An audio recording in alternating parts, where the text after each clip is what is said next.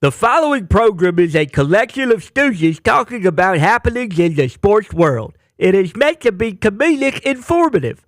The opinions expressed on this show do not necessarily reflect the beliefs of their peers, their boss, or ESPN. There may be some cuss words because that's how humans in the real world talk. If you are young, please seek permission before watching any further. Hey.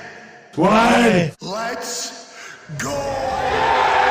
This show stinks, and the fact that you listen, we are very, very thankful for it. McAfee on the line with a gorgeous assist. The all-time leading tackler for the Green Bay Packers. You pig! Stunner! Damn it! Be a friend, tell a friend something nice could change their life.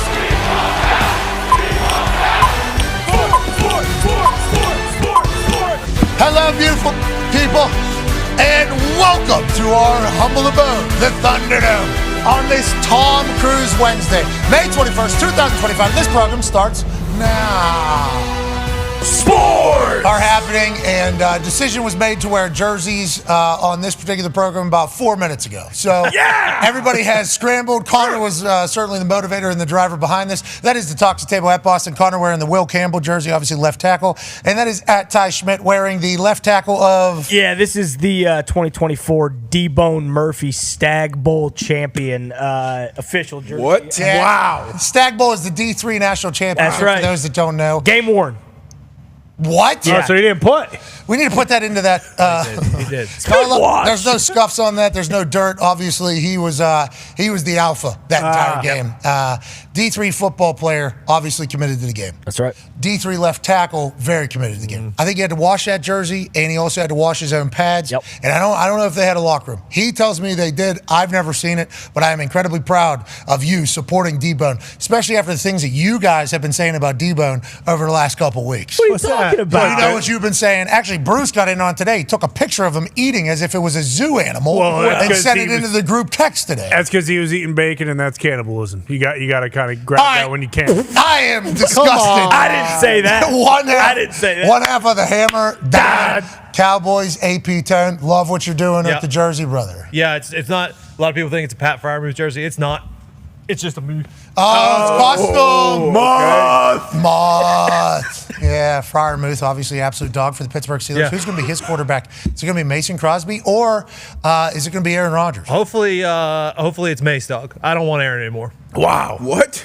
Tony! We are live. No, Aaron, I no Will? know. I mean, Mason showed up a week early. He was making note cards forever. All of his teammates writing down plays. He's just the leader of the team right now. And what's Aaron doing? Squirting squirt guns at concerts? What are you talking about? And where was You're talking Mace? about down at Mike Studs? You're talking about down at Mike I believe Studs? that's where I saw it. Okay, one of them's focused on football. One of them's at a concert squirting squirt guns. One of them is in Mount Rushmore football players. One of them.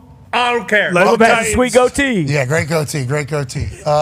It'll get all sorted. Didn't a biographer come out and say This week? Yeah, that Aaron's going to make a decision this week? That would make no sense for everything that Aaron has said. Aaron said, I'm not committing to OTAs for anybody. I'm 41 years old. I got a lot going on in my life. And I don't want it to become a big scene like it was for the Jets. I was at 98% of their workouts. Then I had to go to Egypt. I think had been planned.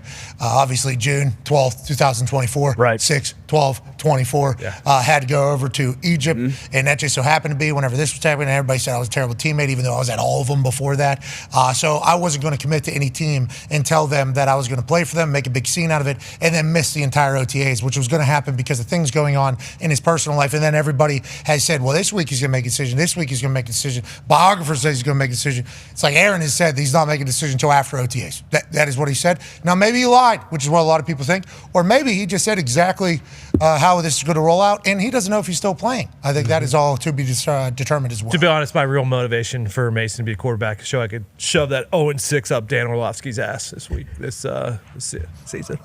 You think so? So they're going 0-6? So Mason, No, Dan said with Mason Rudolph, the Steelers are going to start 0-6. Oh, so you want them to prove Emmy Award winning? Yeah. Dan Orlovsky wrong with Yes. Mason Rudolph? Yeah, so if Aaron signs, I don't get to dunk on Dan as hard. Congrats to Dan Orlovsky. Baby Dan. Oh, yeah, Dan. Hard work. Always, always, always pays off. That's not true. This represents a lot. Tremendously proud. Can I finish? Oh, sorry. 9-year NFL vet Darius J. Butler is here. But I love Dan. We love UConn. Brad Marchand as well, but I love. We will get into the Marshawn conversation because it feels as if there is a chance that the Caniacs just started something with the Panthers that is going to make Game 2 electrifying from puck drop. I do believe there's a chance a 5-on-5 fight is about to happen in Game 2 of the Eastern Conference Finals in the NHL, which is a beautiful thing. It's great for hockey. Hopefully, nobody gets hurt. Hopefully, the boys are able to survive. Right. But Dan Orlovsky and NFL Live win the Outstanding Daily Show Emmy, Sports Emmy. Yeah. Very happy for Dan. Dan put out a tweet in the morning, and we, hand up, our fault, had no idea those Emmys were last. They did it. Did nobody knew? No idea. They didn't tell us. No Nobody clue. said a thing. No. Big game. I don't think it was meant. Yeah, exactly. The conference finals are happening here. It was not mentioned one time in this entire Thunderdome. I don't think. Nope. Kind of bummed out about that because I was kind of looking forward to because Coach Saban was up for an award and I was incredibly pumped for him. Congrats, Coach Saban. Baby coach. Now, outstanding emerging on-air talent, Coach Saban. I sent him a text way after he won because once again I had no idea. Sure. So it's hours later, which is why he might have seen it because I couldn't even imagine how many things. And I just told him I don't think I've seen anybody that has been portrayed as a stiff be able to transfer into a television legend as quickly and as smoothly as he was able to do it. And I told him, the resume only gets you a few weeks. Hey, this is greatest of all time, got to listen to what he says. This is greatest of all time, got to listen to what he says. This is greatest of all time. It's like when celebrities go and do a stand-up tour.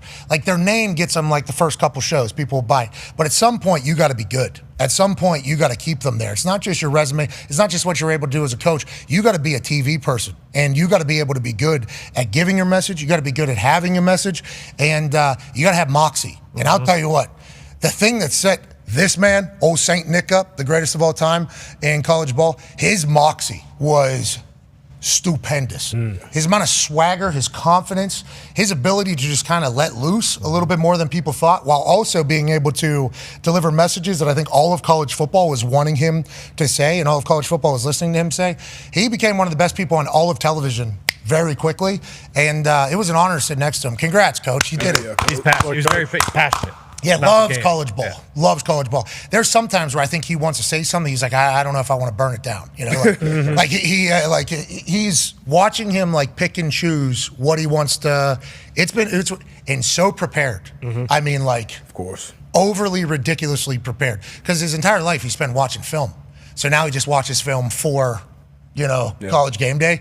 And it's we all get to benefit from it. I don't know if we need to do 100 film sessions with him, but I do love whenever he is talking ball. Yeah, for sure. I think in letting him just kind of do his thing, he has certainly earned that, put a lot of work in it, and I assume that's the first of many that are coming to Coach Saban's trophy case, which is so awesome. You've seen it, right? His house, he's got that wing. He's got a wing of his house that he built for recruiting. So they would host basically.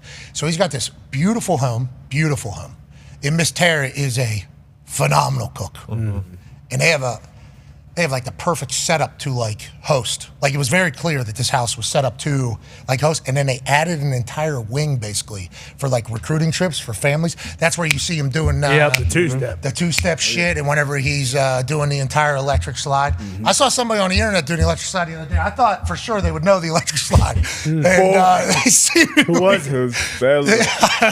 I'm not going to say anything, but I watched the video and I was like, I don't think I've ever seen that style. But yeah, that's the room. They have all the jerseys of guys around the room. Imagine with that room. It was trophies everywhere. So cool, I bet. Yeah, and then he got a card table over here. He's like, I play cards over here now, dude. Everybody see me dancing.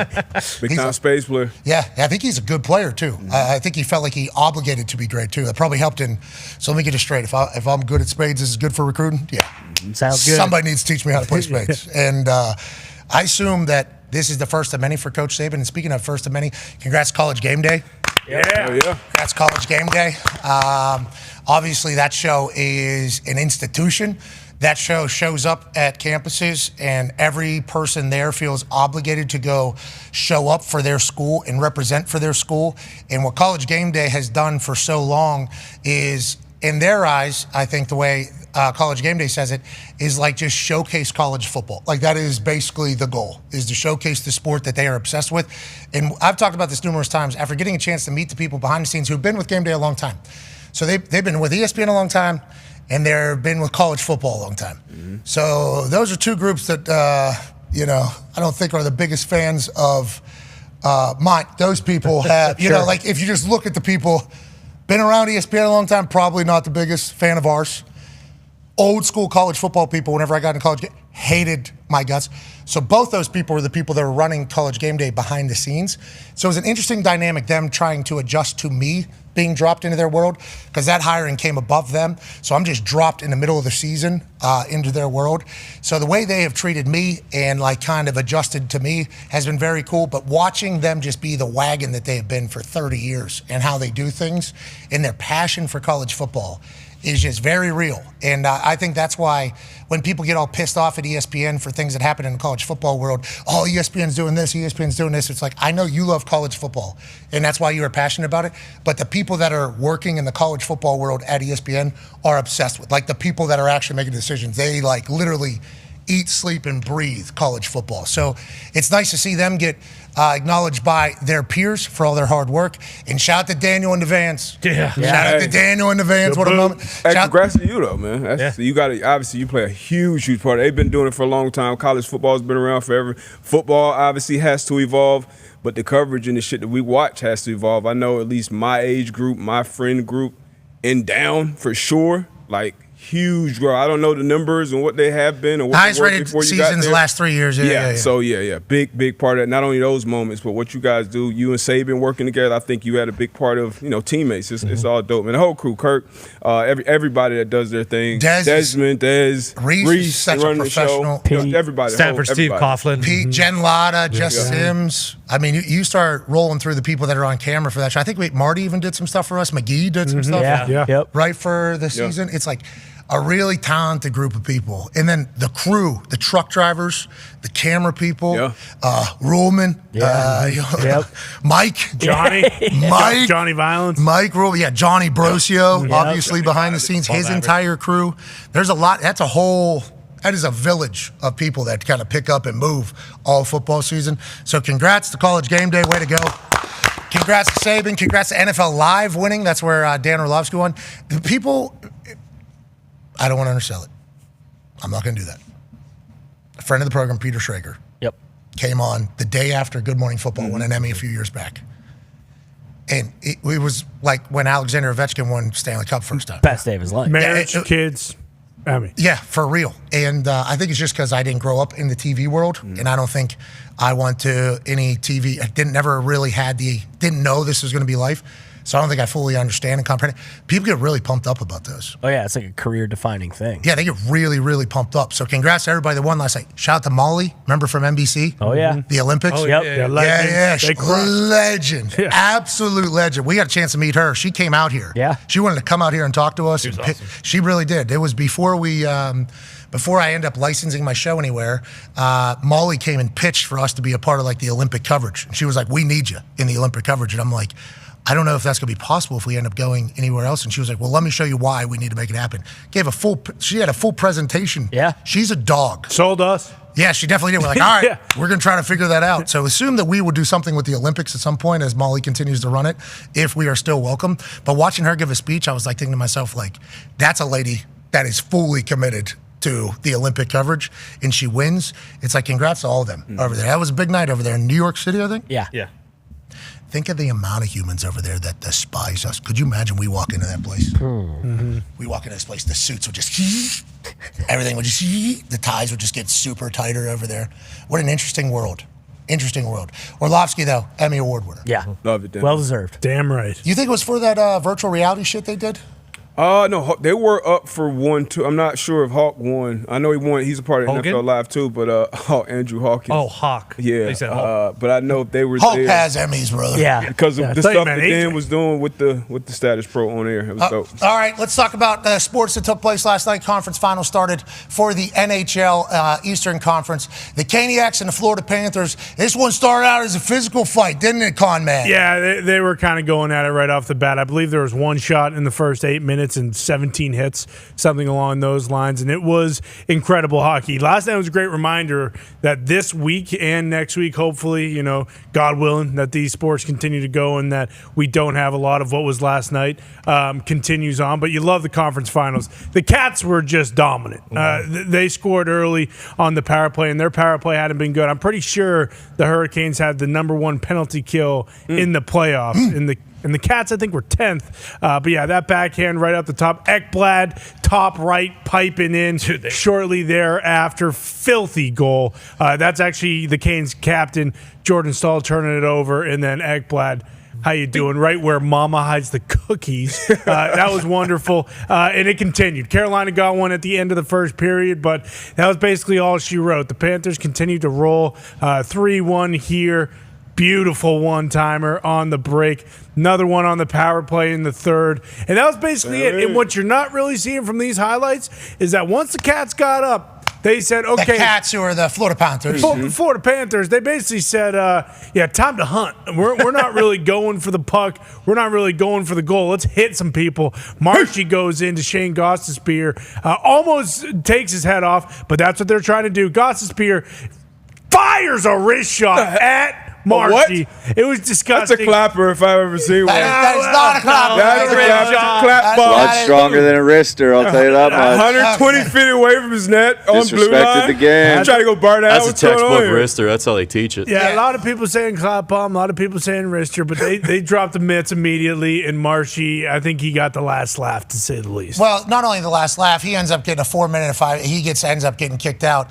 But like a lot of people in the hockey world, including the Panthers locker room, were asked about old buddy clearly just firing a puck at Marchand. Oh, yeah. This does not happen in hockey. Like, this is not a thing that just happens, especially that far back in their own end or whatever. That guy was clearly trying to hit Marshy with a puck. And Marshy, what? I don't think so. This is not how this is going to go. Ooh. And decides to go fight it. He's like, I don't think that's how it works. All the Panthers were asked about this afterwards, and they all just basically said, no comment, no comment, no comment. And the Florida Panthers are a team that is very scrappy. This guy is not. The guy for the Hurricanes. He just got a little bit in his feelings, I guess, and thought he was going to do something. And it's like, I think game 2 is going to start with the Panthers saying, what was that? And then Marshy let the refs know that they don't know ball either. He said, you're going to kick me out for what this guy did? This guy just disrespected the entire game.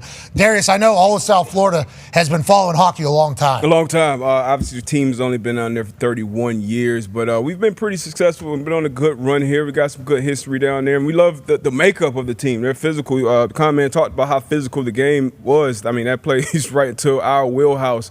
And then we're also skilled enough to put the puck on. Now, they outshot us, but that doesn't matter. Bob was on his thing as well, and they took a little dirty shot at Bob, I thought, and he was very unbothered as well when they talked to him after the game. So I can't wait to see how game 2 starts off. And to your point, when they were asked, I believe it was Greer asked immediately from the TNT broadcast. He said, got no comment on it. Paul Maurice, and we know how vocal he can be about some things. He said, I definitely have thoughts, but, won't speak on it. So they'll handle it. This could be a national anthem type thing out of Kachuk with the Canada thing. You don't normally see that because nobody wants to take any penalties because it's this far along in the playoffs and it's Eastern Conference Finals. So if you fight, you're going to take a penalty. But if it's 5-on-5, they're going to have to figure out who's all going to get the penalty here is how it's going to be. Who's the goalie for the Caniacs, Nick? Freddie Anderson. I'll tell you what, glove side high seems to be the tape. I mean, that is where everybody was going with it was clearly where they were headed. And we talked to Patty Maroon and we talked to some of the other hockey lads, and they talk about how during the playoffs in a 7-game series, how much film study you're doing on your opponent, mostly on the goalie. High glove side appears to be where they think they need to pepper, and it was certainly working last night. If I'm, what's the buddy's name for Carolina? Goalie? The goalie, Freddie Anderson. Freddie Anderson needs to figure out how to play catch. Yeah. I think that is going to be a pretty high targeted area, if I had to guess. Also, NHL tonight, we have the Panthers. We have the Oilers taking on the Stars. Cannot wait to watch Connor McJesus continue his run to hopefully his first ever Lord Stanley Cup. And on the other side, in the net, American Otter has been standing on his head.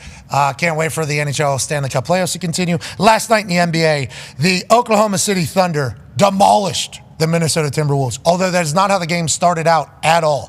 Timberwolves had a lead, looked like the Timberwolves were going to win that game in Oklahoma City, set the tone, and I was feeling like I was a genius because I was starting to think to myself, like, who is going to stop Ant-Man? He's going to be able to win. He rolls his ankle pretty bad, goes to the back, comes back out later. I don't know how these basketball guys are able to roll their ankles and then come back so quickly. Legitimately, I don't understand it at all. That happens to me, I'm out 3-4 days. Yeah. My ankle is the size of a beach ball. He's jogging back out with a smile on his face going out there, but by that point, Oklahoma City had turned that thing around. This guy, SGA, he's good. He is good. He's a good player. No doubt. MVP. He is. He ain't better than Jokic. Joining us now, ladies and gentlemen, legend in the basketball world. 20 years he was in the NBA. Former 8th overall pick. He's now a head coach. Okay, he knows ball. That's right. He's coastal elitist as well. Don't forget it. Lives in Seattle. Ladies and gentlemen, Jamal Crawford. Yeah, Jamal. How you doing, Crossover? What up, y'all? How you doing? Okay, I was about to say it. SGA, I'm going to say. What you going to say? You're kicking. I see that foot moving. What you going to say? We got a lot of, and there was a couple, not even touching them were falling on the ground. Getting the calls. Because with how physical the NBA has been, not only this year, but certainly this playoffs, there's been a lot more banging seemingly getting back. He's like a throwback to like 4 years ago when everybody was flopping all over the place. Is that a skill? Is that how should I be viewing this? Should I not? I hate it. I shouldn't hate it? You shouldn't hate it because, look, if you took out all his free throws, he would still lead the league in scoring. Okay. Yeah, you can't hate it. And it's not like we're playing the summer and it's 14-14, he's calling all these bad calls at LA Fitness. Like, the refs are actually calling the calls, and people, it's a narrative out there about it. Excuse me, that's my coaching voice. And people are still calling it. So it's not his fault. He's just playing the game. Yeah. But he was still lead the league in scoring. Okay, so I appreciate that stat and understanding that. So I need to appreciate everything that he does on the court, not just this shit that is tough to watch. Foul, man. Yeah, okay. Yeah, it is tough to watch. With this, I think the world told the NBA that was tough to watch whenever that was happening over the last couple of years. Yeah. Yeah, hey, this is not what we're looking for. SGA's taking advantage of the rules. I guess we shouldn't blame him. Congrats to Oklahoma City getting a big win. Now, with that being said, they're down early to the Minnesota Timberwolves, and then they come back and demolish in game one. OKC, is this their year? Is this expected at this point with how great their season was and how great they've been throughout the playoffs? Well, think about it, Pat. They lost 14 games the whole year. Like, they're something different, and they're young. Most of the time, you shouldn't be this good, this young. And their coach, like I said before, he's a star on the sideline. He's so in tune with how they're playing. But they're like a really, really good college team. And all their boys stuck together, and they just went on to the same team. That's how they're playing. They have no jealousy. You know, we used to clown them like, why is there 8 dudes in an interview? Like, they're 8 dudes in an interview because that's how tight they are. And you see it now. They're my pick to win the finals. Man, in Oklahoma City, too, feels like the perfect place to have that type of team. Yeah. That, leads to the conversation about tonight. Here in Indiana, this Pacers team matches the city perfectly. The way they play, the way they operate, how they talk. Coach Carlisle, the way he operates. Tyrese, perfect superstar for Indiana because he's kind of a nerd. He talks about Catan. Yeah, he plays Catan. He's a Mark. WWE massive Super fan. But when he gets on the court, he's a dog and he's a showman and he has the ability. And they run and they play physical. They play great defense and they're having great success. This Pacers team fits our city perfectly. And it feels like the Knicks team fits New York perfectly. How pumped are you for this Eastern Conference Finals? And what are your expectations out of it all? I think it's going to be great. Like you said, Indiana's playing fast. They're playing physical. And like you said, Halliburton's a magician. He sees things on the court where he's no-looking. He locks eyes with this defender, throws it over here, locks eyes with both defenders, jump past this pass at the last second, and they're feeding off of that. And he has a tenacity and a nature of hitting the big shot. If it's a close game, we talk about Clutch Brunson and how good he is in the clutch, which he is. Halliburton, he can do his Sam Cassell big you-know-what walk as well because he has some heart. And you know which walk I'm talking about, P. Yeah. He has that in him. Sorry about these balls. They keep hitting off my legs. That's what he said. I think he's talking about basketballs. Yes. Yeah. Basketball. He's talking about basketballs there. I think that was middle of Cleveland there. But it's not just him. And I think I hear every NBA person on television that talks about it. They're like, the depth of the Pacers. You never know who it's going to be. It might be Nembhard, might be Neesmith, might be Miles Turner, might be Pascal Siakam. Siakam. Shit, TJ McConnell might come in there and put up some points. And obviously it might be Tyrese as well. Is that what you need for a deep playoff run? Obviously, because injuries are going to happen. Guys are going to have off nights. Do you think that's the most important part of it? And do the Knicks have the same thing?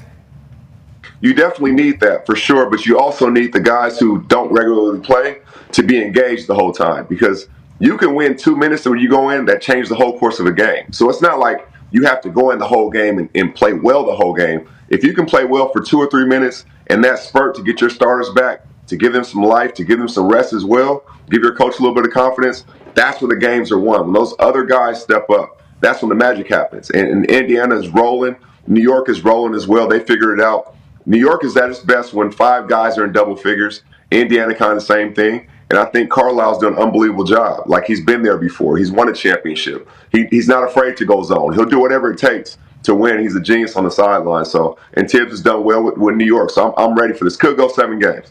Okay, I like that. Sounds like he likes what the Pacers are doing. Go ahead, D-Buck. I like what the Pacers are doing, too. So, yeah, we all do, don't we? Damn right. Planning these, I want to ask you about the markets, though, kind of the outside noise, especially at this time of the year with the playoffs. You played a handful of years in New York, so you know a lot about it.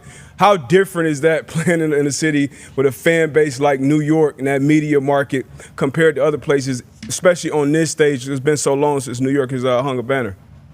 It's unbelievable. It's been 25 years since they didn't meet the conference final. Game, I think, 5 of the last series when they were playing Boston, I think it was a game Tatum got hurt. Myself, Vince Carter, Reggie Miller, Mike Tirico, we're in New York handling business on the NBC upfronts, and we're watching the game. And when they're playing well, the whole room is going crazy. And it wasn't us. We're not biased, but you can tell that the city is electric on all fronts right now. So it's going to be a great series. I know Halliburton loves playing there. Obviously, the Knicks feel like they're on a mission. And both these series right now could go 7 games. And that's what we want as fans, because the whole world is watching. You're putting your best product out there. You're at the upfronts, huh? Yeah, I was up there. I graduated. I graduated to the upfronts. Wow, big money in those upfront rooms. Oh, yeah. Shake some hands in there, crossover. Shake some hands. Cross some people. They ask about the handle. They ask about the handle at all time. Yep. They don't make that face when they do it, but they ask about the handle. Mr. Jamal Crawford, how you doing? He goes, I still got it. I still got 40 fly. Still got it. Those 55-year-old suits that control like $100 million worth of advertising. Like, I'll tell you what, did you see crossover? He crossed me up earlier today. I thought I had him, though. Yeah, you're making dreams come true over there, Jamal. It's good business. Smart idea. You know ball, too. You're great at talking about it, which is why we're thankful you're here. Connor has a question for you. Yeah, Jamal, you played during kind of the dynasty eras almost, you know, with the Lakers and then the Spurs and then the Heat. Spurs, Warriors. Yeah, Warriors, of course. Please. Of course, yeah. I'm trying to think of them all. There's been a few, but how do you feel about the difference, the parity now? I think this is the 7th straight year with a new champion. It's kind of a different NBA. That's kind of a conversation people are having now. Is the dynasty better? I know during the dynasty, people don't like it, and then when there's not a dynasty, people kind of want it. Is it one of those situations? And also, I hope your pinky's okay. It looks like you got crossed up, possibly fell on your hand and broke your pinky there. No, Connor. I finally played defense, and I don't know why, and that's where it went bad. I should have stayed offense and do my thing, putting on the show, played some defense and broke it. Don't worry about that. But I think I like it better like this. As a kid growing up, I love the Celtics dynasty. I love the Lakers because they had Magic and Kareem and Scott and Worthy. I could identify the guys were staying, one team for 8-9 years. But I like it now having 1 or 2 stars and guys around them, because you feel like everybody has a chance. You feel like it's parity. You feel like you don't know, who's going to step up. And that's where stars really write their greatness, when they have the least amount of help and still find a way to get it done. So for me, I love having the parity right now. I think it's great for the NBA to see more teams winning, more success, more cities experiencing championships, more cities experiencing parades. Mm-hmm. Okay, conference finals here.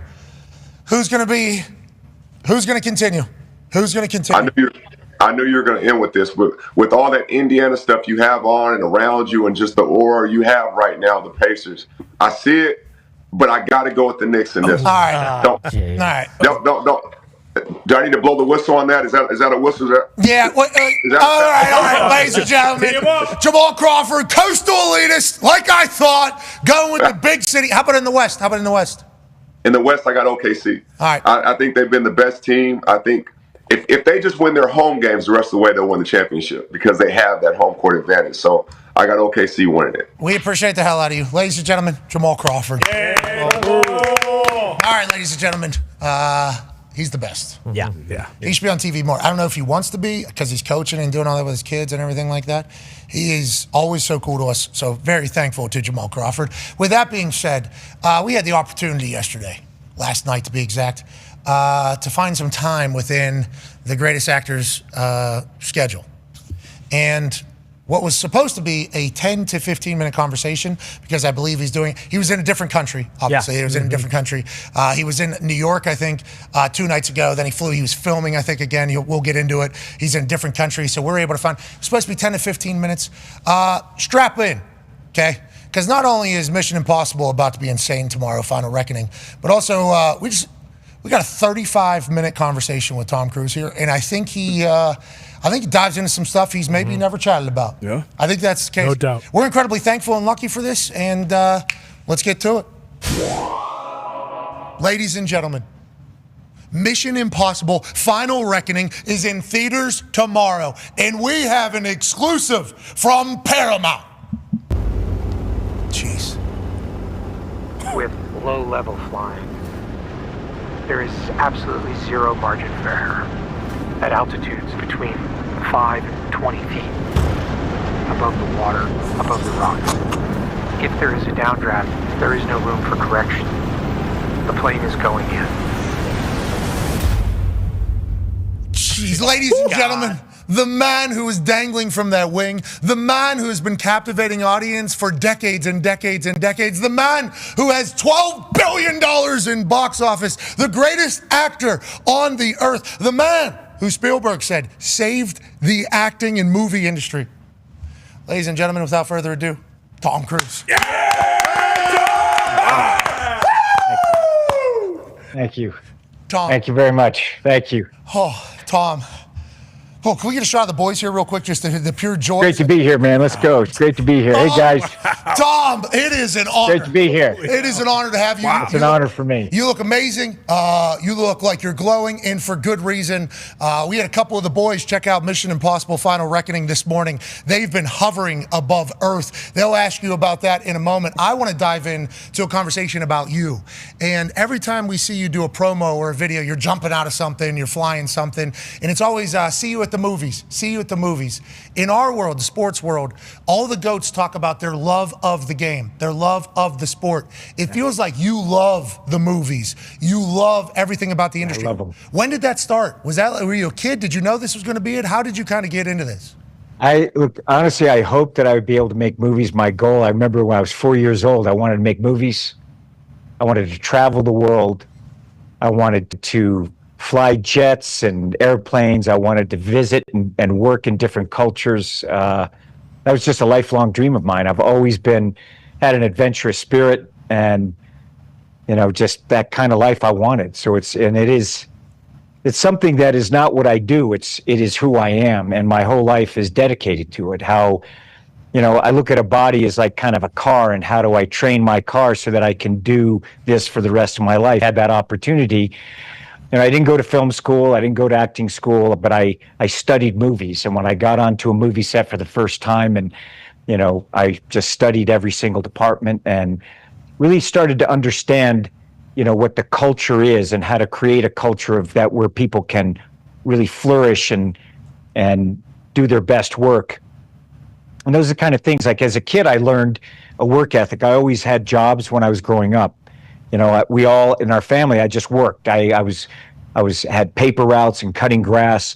And it's very interesting. I kind of reflected upon this as I was making movies, and kind of always ran my own business, and just knowing that the better I was at what I did, it made it that, if I didn't cut the grass right, I didn't get the job.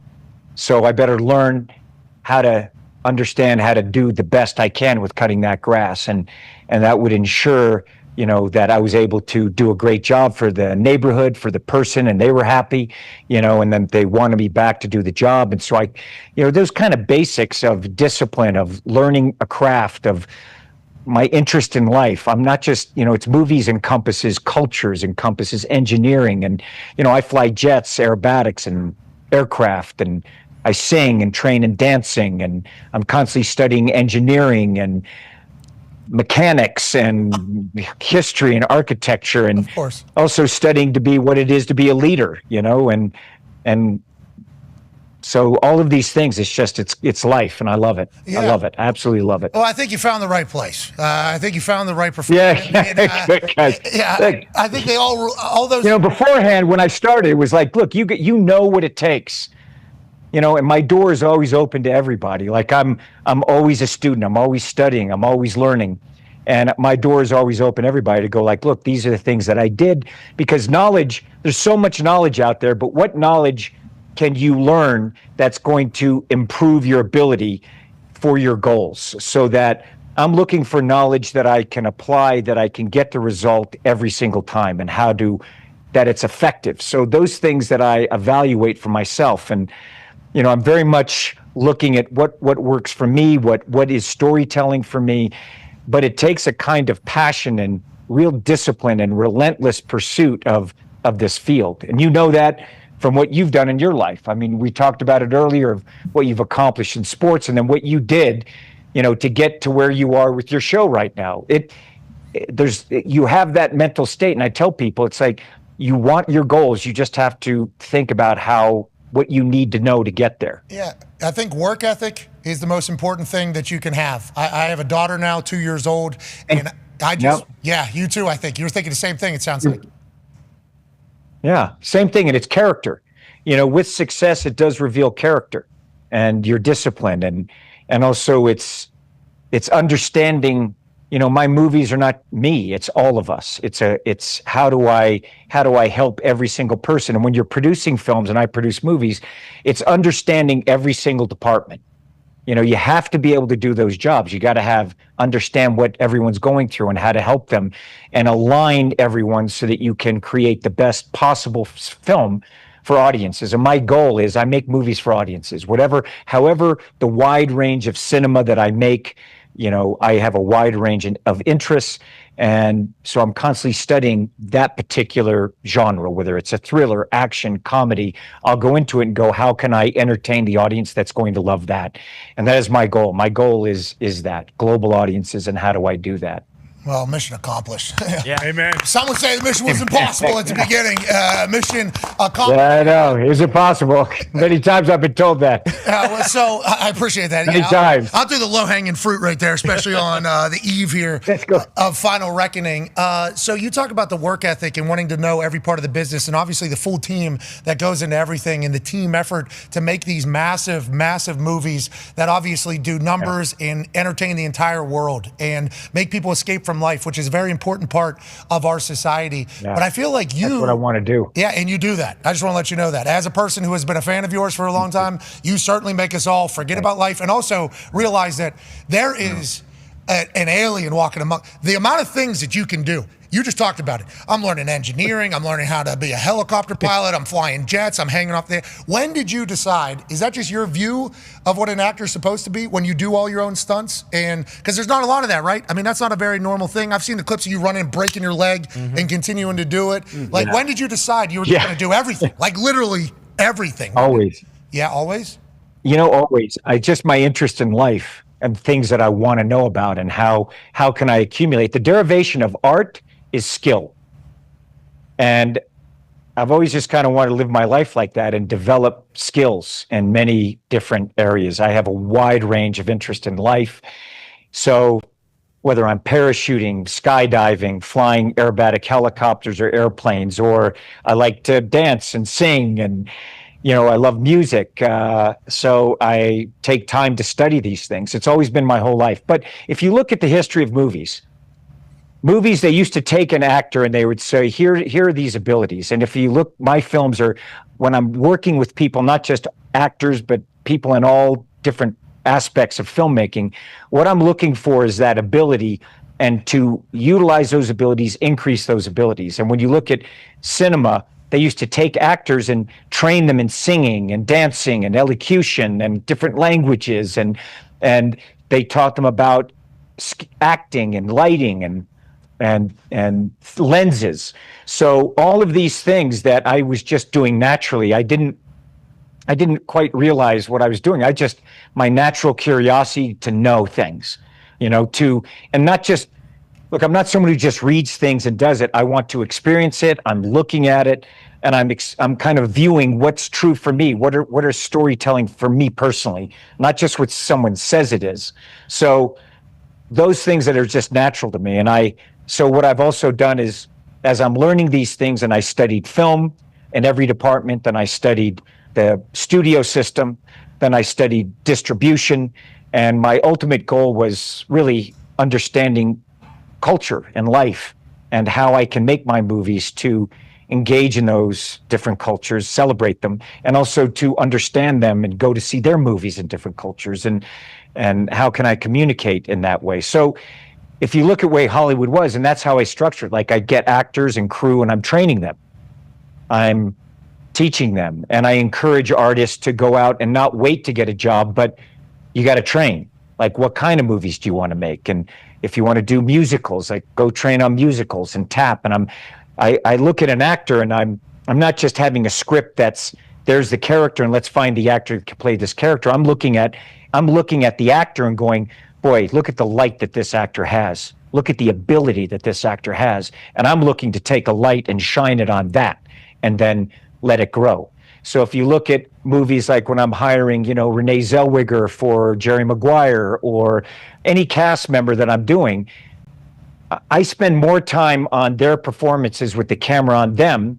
And then as we're exploring the story and developing it, it's very much, I think the great coaches, there is the relevance of someone looking at the ability of the talent you have, and how do we structure the defense or offense for that.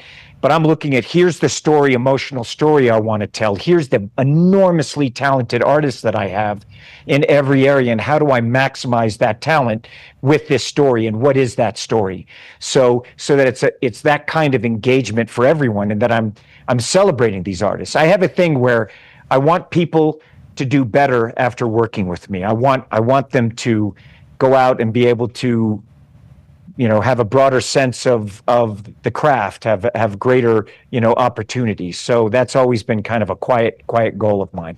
Well, you're listening to your passion, not just in obviously this conversation, anytime you speak. I mean, your promo tour right now, going around to these different movie theaters, talking about your passion for the popcorn in the movie theaters, is certainly something that'll be brought up. That's going to be brought up. There is quite a discussion happening on our show about that. I love popcorn. Oh, we've heard. And we've seen too. That'll definitely get brought up. But your passion is obviously very evident, and it radiates through the screen whenever we watch you, no matter what you're doing. Whether you are Jerry Maguire, or you're a pilot in American Made, or you're a collateral bad guy, or you're a fatso in Tropic Thunder, or any of these, like you are, it radiates, through the screen. So whenever, like, Spielberg comes out and says, like, hey, this guy saved the industry, and that's obviously something that I assume you want to deflect to the entire team. And obviously you talk about your team in a way that any great leader would, any great coach would. You're talking about wanting to draw the best out of people, and what is the talent we have, and then let's make the movie around that. That's a football coach. That is a sport coach. I love to hear your leadership.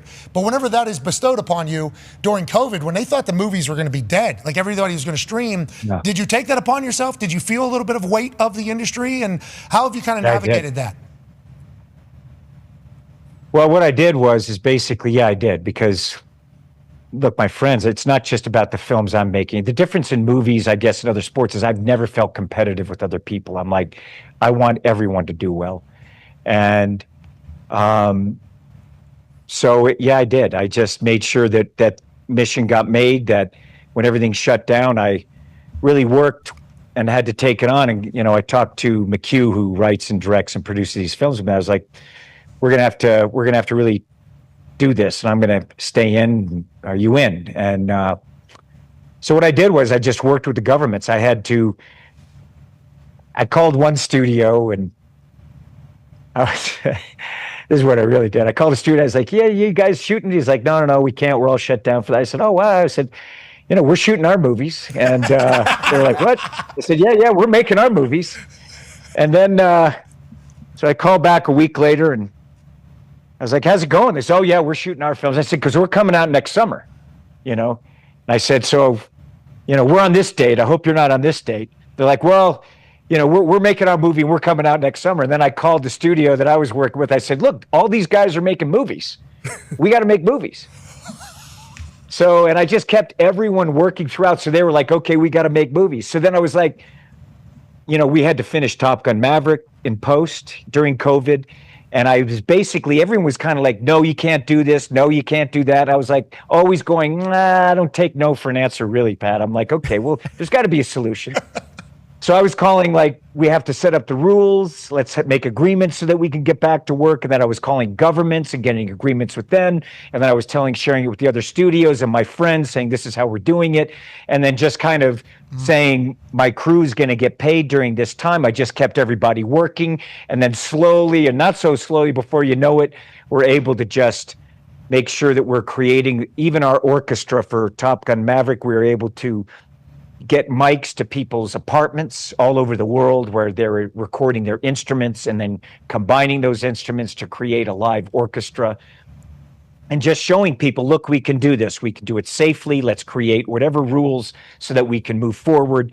And that's what I did. And I ensured that Top Gun Maverick did not go to streaming, that it was held for distribution. And I was calling all the theater owners globally that are my friends for decades and the studio heads and all of us I said, look, this movie's coming out, period. It's coming out in theaters. And just kind of worked with everyone and said, look, we're all going to get through this. We're going to get through it. It's going to be okay. It's going to be okay. And just working with friends and how to do it, how to navigate these channels and just keep people moving in the most efficient, creative way possible. And, just kind of night and day. It was 7 days a week, night and day, and creating these things. And you look at the film today, we made it through COVID and 2 strikes, and just be relentless about it, and just make sure that people had jobs and that we were moving forward. And that's what happened. And it was very nice what Steven said. I've known Steven since I was a kid, and very grateful to everyone, that everyone kind of picked it up and everybody got back to work. But I was definitely kicking some doors through and kind of helping people to understand that this can be done, and we can move forward, and that the theatrical experience is very special. Yeah, and we needed it too as a society. Top Gun Maverick, I want to let you know that Top Gun Maverick is one of the moments I look back. I think there was an Ole Miss baseball home run that I remember. It was the first time there was a crowd, and Ole Miss hit a home run, and the crowd went crazy in the outfield. I remember going to see Top Gun Maverick. Yep. That's like one of my rollouts of COVID here, like changing my life. And I'm sure there's nowhere, I'm not the only one. This is a lot of people. So we are incredibly grateful for what you did. And I assume the movie industry echoes what Spielberg says in that entire thing. Now, speaking of the movie industry, very nice. we have somebody on. No, you're very nice, Tom. You're very nice, Tom. You're a spark plug, brother, for everything. You make everything better. You're an igniter, a trailblazer, a dog in every sense of the word. Cannot wait to watch Mission Impossible Final Reckoning tomorrow. The world is going to watch alongside of us, and I can't wait to see what you put out next. But we have a guy on our show, film major at Iowa, graduated, has studied your basic entire life. One of your biggest fans, Ty, has a question for you, Tom. Yeah, Tom, first and foremost. Yeah, I know you, Ty. Thanks, man. Hey, Ty. Hey, brother. I love you, Ty. Wow, Ty, good for you, Ty. And well, I wanted to start by saying, I think you just gave a quote that said, like, hey, listen, I'm still going to be doing this when I'm 100 years old. I'm not going to stop making movies anytime soon. 110, I think. 110, yeah. exactly. I just personally want to say thank you, because I don't want to live in a world where you're not making movies anymore. So, when you're done, I'm going to be done. I may never go see one again.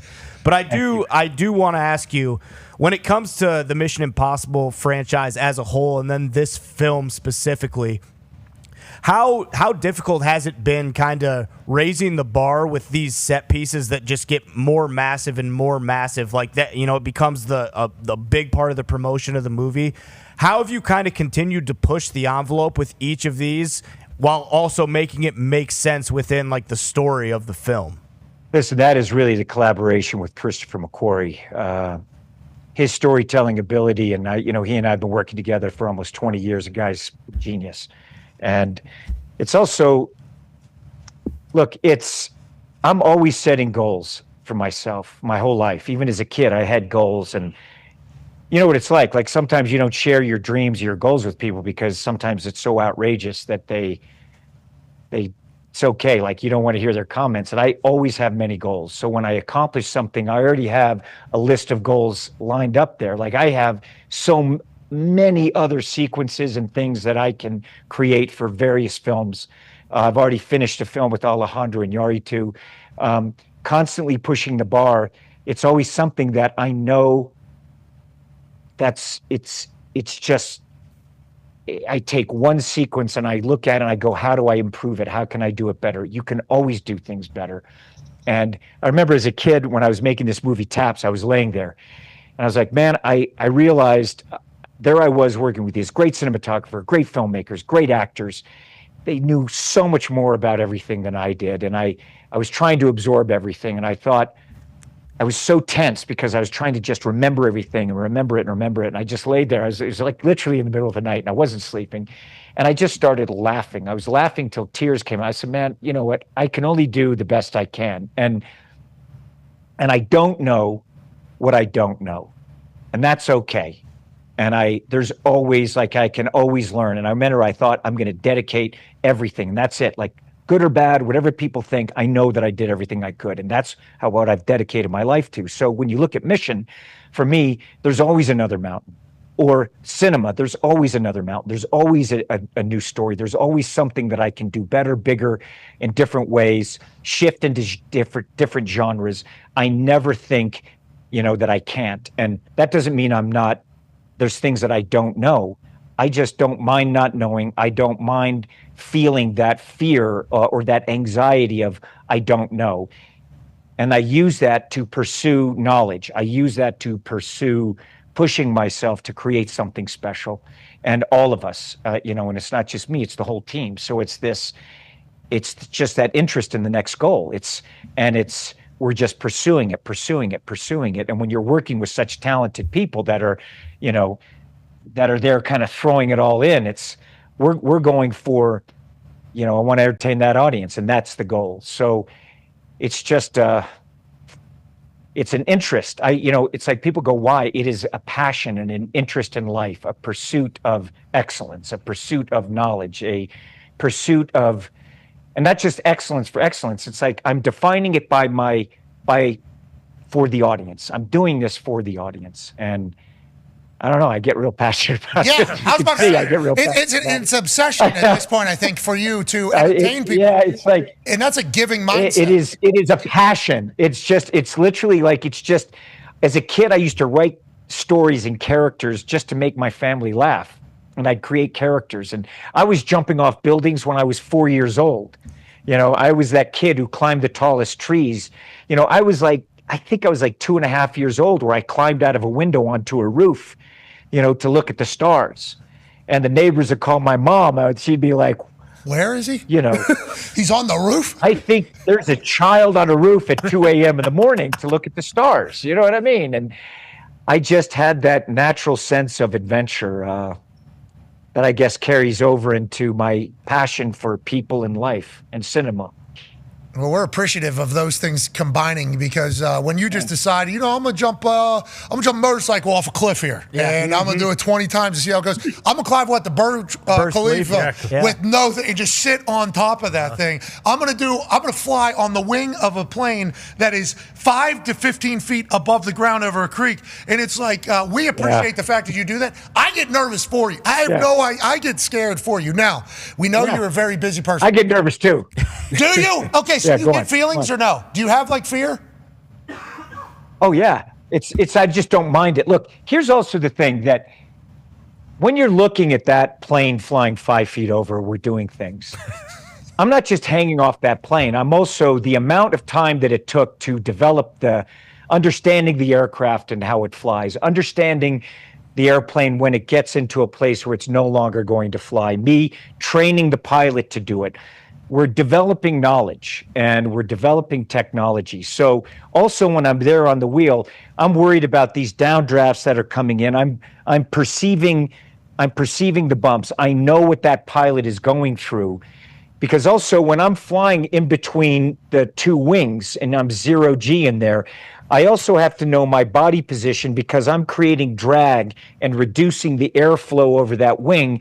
And I have to know what that pilot is doing. What is he going through? Are we in the middle of a stall when that airplane's going and doing a loop and we're right on the top? I have to know where I need to be in position-wise so that this airplane doesn't start falling out of the sky and we get into a spin. Yeah. So he has to, and I'm training him, and I have to know where the camera is, and I have to also know where the helicopter is and I'm acting as I'm moving through it. So there's kind of different spatial orientations and perceptions that I have to have so that as the airplane and that airflow is going over, and we're traveling anywhere from, 95 to 145 miles an hour hitting G's. So of course. I don't know if you ever taken your hand and stuck it out of a window at that speed. Oh, yeah, dolphin. So how do I train my body? How do I train my mind? How do I train myself spiritually? And McHugh and I are working on on the story. And what does that lens say? So there's layers upon layers. It's like when you see a quarterback come up to the line and they're quick perceiving everything. Where they have to know where everyone's moving. You have to have that spatial orientation of the guys coming around you. That's what you have to have. And I have to know how close is that airplane to the side of the mountain? Where's the downdraft? What's happening? It's split-second precision. And if I make a mistake and I'm in the wrong place at the wrong time, and I have to be able to perceive, if I do that, I'm going to put the pilot and the airplane into a bad position. So, and if I'm thrown into a bad position, I have to know as a team, like where we need to go. So all of these things are happening with all the stunts we're doing, and that kind of training. And it's not just years that it took to develop these sequences. It's decades of knowledge that I've accumulated, even on how to hire the people around me to do this. And so that's what McHugh and I, like, even I'm talking on the wing to him, we have hand signals at times where he's in the helicopter and he's opening the helicopter and he's talking to me, but we have hand signals so that we can move very quickly. And on that wing, you have to understand, it is the toughest weight work you've ever had. So, when you have a brutal weight workout and you literally cannot move. Yes. You can't even get up. That's what this being on the wing for a couple of minutes is, from a hard aerobatic workout, traveling the forces, and I have to just rest on the wing to the times where I'm almost like in a different state of exhaustion, and I have to rest to let my body, my muscles refuel so that I can get just from the wing to the cockpit, because also we're limited in fuel.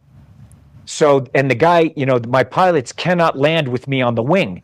And the way I start is I go from the cockpit out onto the wing, then we start our maneuvers. And I'm also hand signals with the pilot. So all of these things and the amount of training and drilling and safety procedures and step by step moving up to these procedures, because also when the airplane goes inverted, of course, the engine stops. It does stop because it's not fuel injected.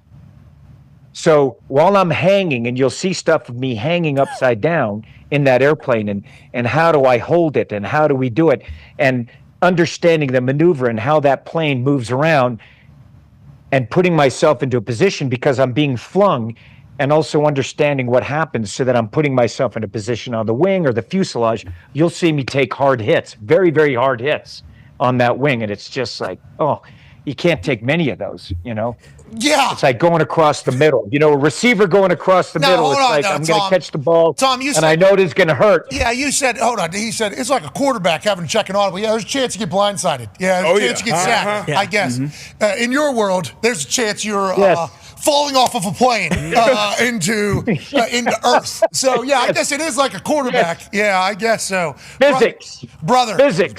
Listening to you talk is both inspiring and also like with an understanding that you're one of one, brother. There's never going to be another. Yeah. Never going to be another. Now, speaking of never going to be another, Boston Connor got a chance to watch Final Reckoning this morning. Yeah, after that promo, TC, I wore my GOAT shirt today because you are the GOAT, and it's very nice to be able to show that right after you said all that. But, yes, I was able to see Final Reckoning this morning at 7:30 a.m. Thank you to your team for setting it up. I did, in fact, get popcorn for you, and just so you know, coffee and popcorn are a fantastic combination. Okay. By the end of the movie. Is that right? Oh yeah. 7:30 a.m. show. I got to try that. Yeah, yes, you do. I got to try that. I got to say, the other day when I was in New York, I woke up and I did eat some more popcorn. Hell yeah. I didn't try it with coffee, But chocolate popcorn's good, you know. Oh, yeah. I'm going to try coffee now. Thank you. Yeah. I learned something new every day. Boom. It's evolving. I can't wait to see what a coffee popcorn scene's going to look like. Yeah, it's energetic. I want to know what that's like. Yeah, it's a lot of juice. You'll eat even more popcorn probably because of it. But, with it being the final reckoning, and all of us have been a massive fan of this entire franchise, did you become nostalgic, during certain scenes, after filming certain things, because of it being the final reckoning? And when everything was wrapped and filming was done, did it get emotional for you once, Ethan Hunt was finished with this Mission Impossible? I'm very much, we didn't finish the film until the day before we released it in Japan. We were in Japan and we had 3 days. Yeah, the day before the subtitles got done, literally the day before we premiered it. So we haven't had a chance to take a breath, and I'm working on so many other films, and it's never, we're just constantly on the next. I did a movie with Alejandro Iñárritu, and McHugh and we haven't had a chance. It's like we're on a bullet train, and we're prepping, so many other films right now. It's just been a bullet train. Yeah, you're standing on top. I'm just enjoying right now. I'm enjoying every moment right now of sharing it with people, and I'm going to try that coffee and popcorn, and we're going to see. Okay, last question here, Tom. I know you're very busy. Darius Butler has a question for you. Speaking of sharing moments with people, man. I saw this is fun. How are you, man? Yeah, let's go, man. How you doing? This is fun. This has been an awesome conversation, and I saw you with the people in the theater. Eat some popcorn now. This is a big journalism show, so I got to get to the bottom of it because there are questions. And now you're Tom Cruise, so you do everything a little different. I've never seen anybody eat popcorn like this. Are you actually eating popcorn, or are you full of shit right here, TC? I got to know. Got to know.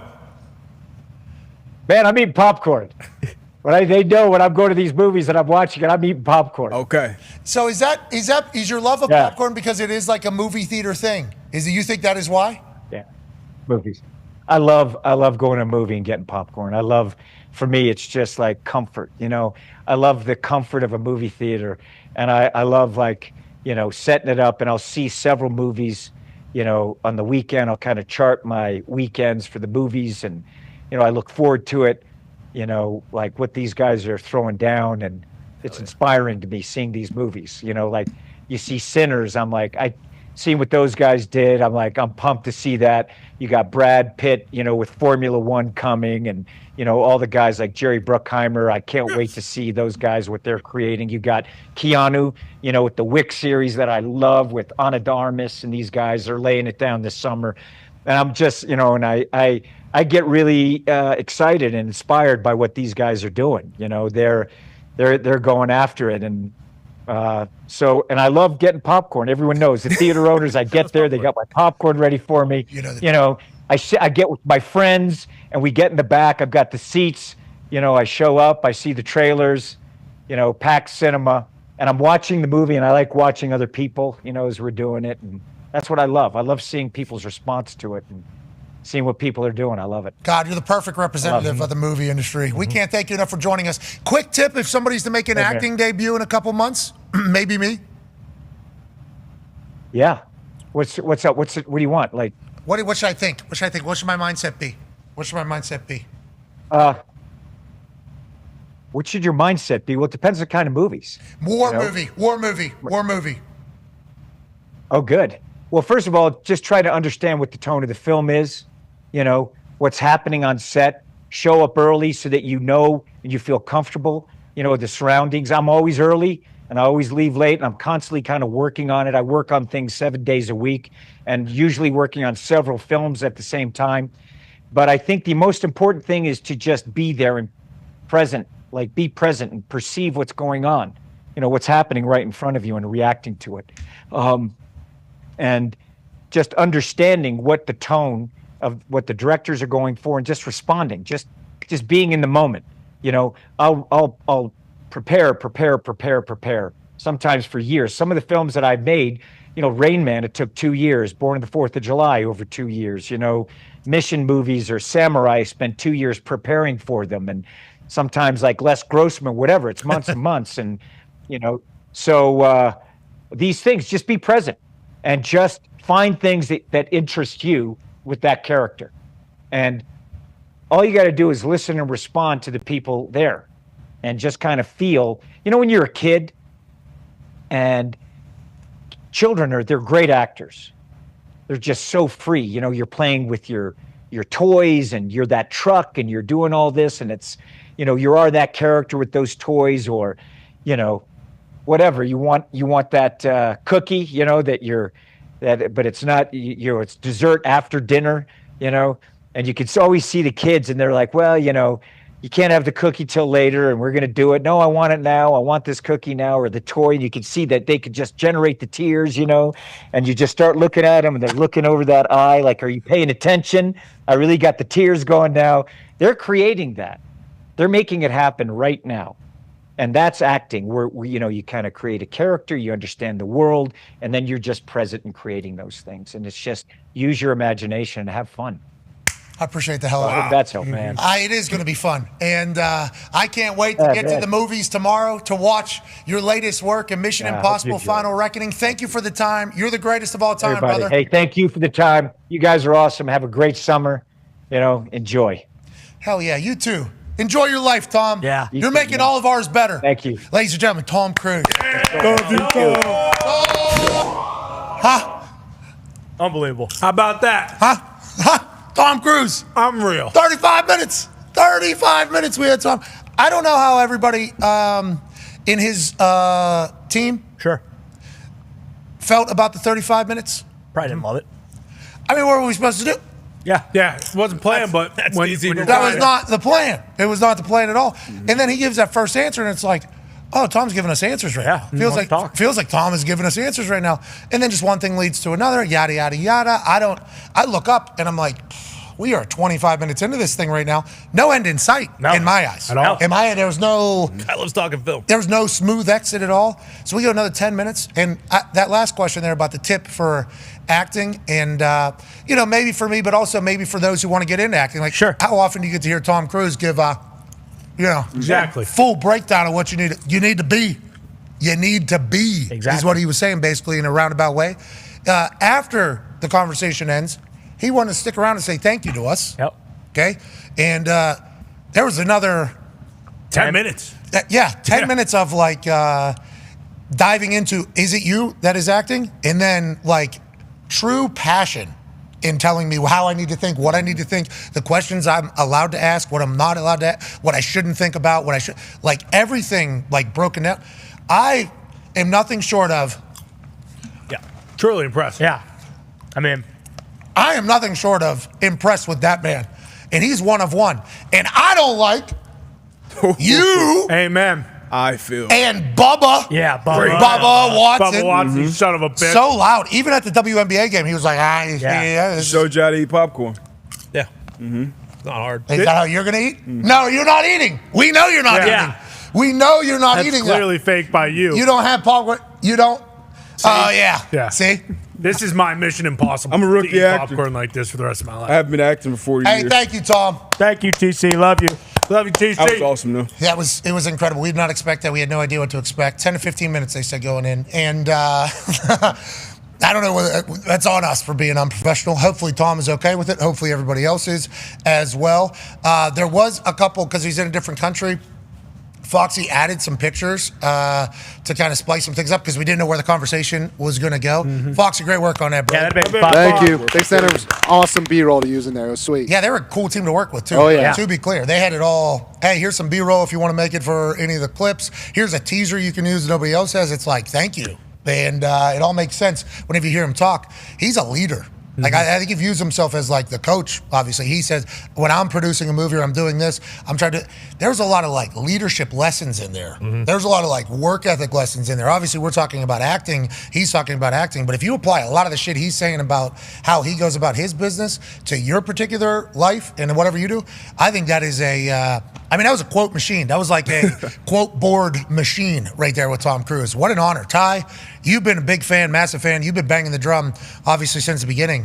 He was superb, I think. And I don't know, I don't watch enough of his interviews and everything like that during his press junkets, but he was so kind to us. He blessed us, man. Oh, yeah. He really did. For sure. I mean, I wouldn't say I watch those press junkets a whole lot because typically for those movies, it's just the same thing over and over again. You know, like they get asked the same questions by these outlets, and by the end of it, it's like you can tell they're done, but they need to promote the movie. But you mentioned it, like he is one of one. We will never see, there will never be another actor. There's never been another actor, and there will never be another actor who's doing these kind of stunts. And then for this kind of stuff, like you talk about being a leader, like for a movie like this, like, and you're doing these type of stunts, like they need to make sure that this stuff goes off without a hitch. Because if it doesn't, like a movie like this, like the more days you tack on, that production budget goes higher and higher and higher. And you hear that about movies getting made all the time. It's like, well, the production process was hell because they went 45 days over what they were supposed to, and that added another $75 to $100 million to the budget. Licensing, renting, shooting, working, all that kind of stuff. Yeah, getting these are massive set pieces that they're doing, and obviously, like the production budget of this movie alone was like $400 million. Like, this is one of the most expensive movies ever made, so you don't really have the luxury of like, oh, we need to go another month. I mean, it's just TC's the GOAT. You know, I've been saying it, and I'll continue to say it until I'm blue in the face. Yeah, and it's sweet, too, like learning how he knows all those aspects of the film. Like him understanding, like he's always studying, he's always learning. And to your point about the people that work for him, the person who showed us the movie yesterday morning, super nice. I assume it's someone from his camp or Paramount or, from Mission, as Tom says it. But it is the greatest film. I'm not joking. If you're a Mission Impossible fan, it's the best one. You are going to love it. At the end of it, I thought there was going to be another half hour. I was hoping for more time after, just because you don't really want it to end at any point. And especially if you're into the entire, like, nostalgic throwback, some kind of callbacks, if you will, to the earlier movies. Because I'm a sucker for those when it comes to any, big franchise. Yeah, it feels smart, right? It feels like big brain. It feels like you're bringing your people in. And it's like, you know what? It was worth watching. Like, it's not like I was just watching those movies because they were trying to make another. Like, there is a legitimate long-term storytelling in these films. Hell yeah. And the Final Reckoning, it truly was one of my favorite ones. The movies they called back to in it were some of my favorite movies in the entire series too. And the cast, the cameos he mentioned on during the interview, the commander for the submarine, and there's another commander in the film as well who is just magnificent. That's not how he eats popcorn. Yeah, it is. No, he's actually eating the popcorn. Don't do this, man. I'll rip that fucking jersey off your back. I don't care. Yeah, then Marcy will come beat your ass. Yeah, too, bub. exactly. Marcy versus Will Campbell. Well, you just missed bad. That was a bad miss. You can't be doing that. Tom didn't do that. It's going to happen. Yeah, and how about whenever he said in 2020, he calls the other production companies, you guys making movies over there? No, we can't. Oh, we're doing it. Oh, that's all right. We'll see you. Then call back next week. How's it going over there? Oh, we're making movies over here. Oh, okay. When are you guys launching? We got a date next summer. This is when we're going. Are you guys going the same date? Yeah, we'll do it this summer or whatever. Okay, cool. Then he calls Paramount. Hey, other people are making movies. Yeah. Okay, other people are making movies. Brilliant. What a work in that thing. And the way he explains this, because he didn't want his people to lose jobs. Yeah. He's like, hey, if there's going to be other people that are doing it, and in my eyes, there is an ability to do it, I don't take no for an option many times. Yeah. I mean, he is obsessed. Obsessed. If you ever been around, like, I played with Tom, and you played with Peyton, and I'm sure like Jordan and Kobe, and like you see like these guys, Tiger, like you get obsessed with that shit, and you talking to him, you could tell sometimes he just caught himself like, oh shit, like me. Yeah. I could talk about this one question for 35 more minutes, but it's great to see somebody, especially who's been at the top of the game for so long, to still have that drive and obsession about their craft. And how awesome is it? You said playing with Tom. I obviously got a chance to watch Peyton do his thing. It's like, and he mentioned it. He was like, I want everybody to be better after they work with me and with us. It's like me watching Peyton made me better. Yeah. At this job, at every job, at life, at punting, at, I assume you the same with thing. Tom, with Tom Brady, yeah. And it's like, there's not many of those ever going to exist again. Nope. No. 1-1. 110 years old, though, Ty. You said once you're done, I'm fucking out of here, too, bub. Yeah, and I stand by that. All right. Start rewatching. That was one of the most ridiculous things. As you were kind of unraveling, I was hearing you talk, I'm like, okay, I'm excited to hear what Ty says to Tom here. I'm excited for the opportunity. And then you say, hey, Tom, when you're done, I'm dying too. Okay, he said he's going to live to 110. I believe him. So do I. Me too. At least. So do I. I believe him. He's got another 48 years, he says, I think, if we're doing the math right. He's absolutely jacked. Looks young. He was glowing. Oh, yeah. You saw how cool his hair was. He looked incredible. He did look incredible. He looked so good. And shout out to Aiden. Shout out to Kevin. Yeah, Kevin looks really good. Great hair. Shout out to Eric. Eric figured it out. Had to. Yeah. Eric was under pressure a little bit there. About 2 minutes before everything went live, before Tom got there, because it was obvious that he was coming from one thing into. Because we watched it all unfold, so we were waiting, eagerly waiting. Yeah. Oh yeah, we were so juiced up. We were 10 minutes early for when it was supposed to be sitting in the Zoom call. Okay, that is very rare for us. Pre-recording, very rare for us. But whenever it's Tom Cruise, he said, I get so many other films right now, I haven't even really thought about Mission Impossible being over. Like that was basically his thing, because he was in the middle of like so many different jobs. So us getting a chance to squeeze into is a big deal. Oh, yeah. First of all. So we're very thankful, especially as a sports stooge show. So we're just waiting because, first of all, just like the LeBron situation, just like the Tom Brady when he was on, and just like this, I thought it was all a rib. I thought there's no way Tom Cruise is coming on our show. There's no chance he's doing this. So as we're watching his team kind of piece it together, and they're like setting up the mic and the lights and the seed and the connection, because it's a different country, obviously, so you got a lot of stuff going on. We meet them as they're sitting down, and we just take that as an opportunity to kind of learn what's going on there. Mm-hmm. Kevin had good lettuce. Right, great. He was guy sitting in for Tom Cruise. Good moxie. He did have good moxie. Yeah. He had no idea we could see him for about the first 90 seconds, I think, as he was sitting there, and hear him, which we certainly could. It's hilarious. So is this stage staring down a guy who's in a different country who doesn't know? So obviously our reactions were awesome to that. He had great moxie. He was a great troubleshooter. Troubleshooting was his thing. Yeah, he said we're troubleshooting the issue right now. Eric's going to figure it out right over here. And then Aiden pops his handsome ass in. Aiden was the driver behind this entire thing. And shout out to Mike Foss. Yeah. Fosso got found the email. And Fosso, you're the man. And so are you, Tom Cruise. All right, let's take a break. We have Kyle Larson joining us in studio here. I might have ate too much of this popcorn. What do you mean? What do you mean? No, Too much popcorn? 15 minutes. Obviously, it's Indy 500 week. Indy 500 week. Kyle Larson's looking to do the double yet again. Run the Indy 500 into the Coca-Cola 600 diner. I don't know how many drivers have done it. I know nobody's really been successful.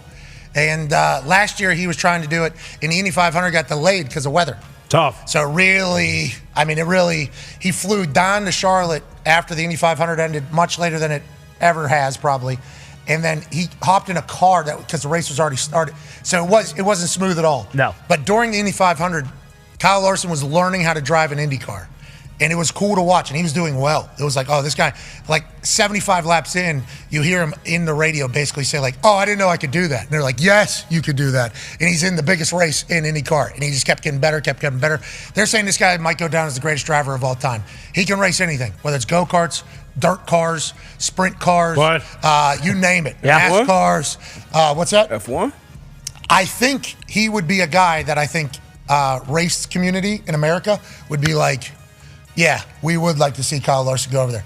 He's a driver, though. Like, those sprint cars, those things are like... rubbing? They're dangerous. They're rubbing. They're spinning. The back end's just... They're literally drifting around in this thing and then going around the track. They're flipping. People are dying. I mean, that's style racing he comes from. Yeah, just ask him about F1. He doesn't come from...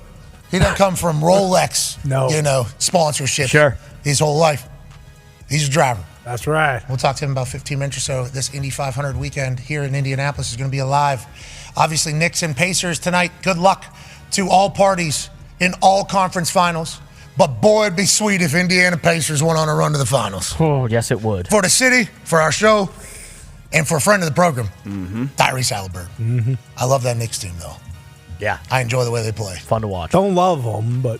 No, I actually kind of do love the Knicks. You're right.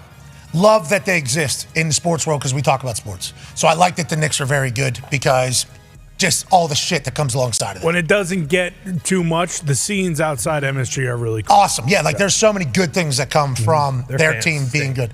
They're fans with Hans, not great. Exactly. When it becomes too much, that's when it's with Wendy. Yeah, but it's a huge, and with Wendy, I didn't even see that video until later. Yeah. He's really going through popcorn, it. Yeah. He's really going through it. Damn. All right. Let's get to a break. We'll be back on the other side. We hope D-Butch is okay. Yeah. That looked like a tie jog. I know. Yeah, it did. I know. I've been there. That looked like a... Yep. And we saw him eating the BK flapjacks. Yeah, during the. All right, be a friend, tell a friend something nice. Say a prayer for old D Butch. Yeah. We'll be back in about 3. Thank you, Tom Cruise. Thank you, TC. Love Mission you. Impossible: Final Reckoning tomorrow in theaters. Only in theaters, obviously. Yeah. Tom might be in your theater tomorrow. Could be. Wherever you may be. That's right. Eyes peeled. Have a good one. We'll see you in 3. Thank you, Tom.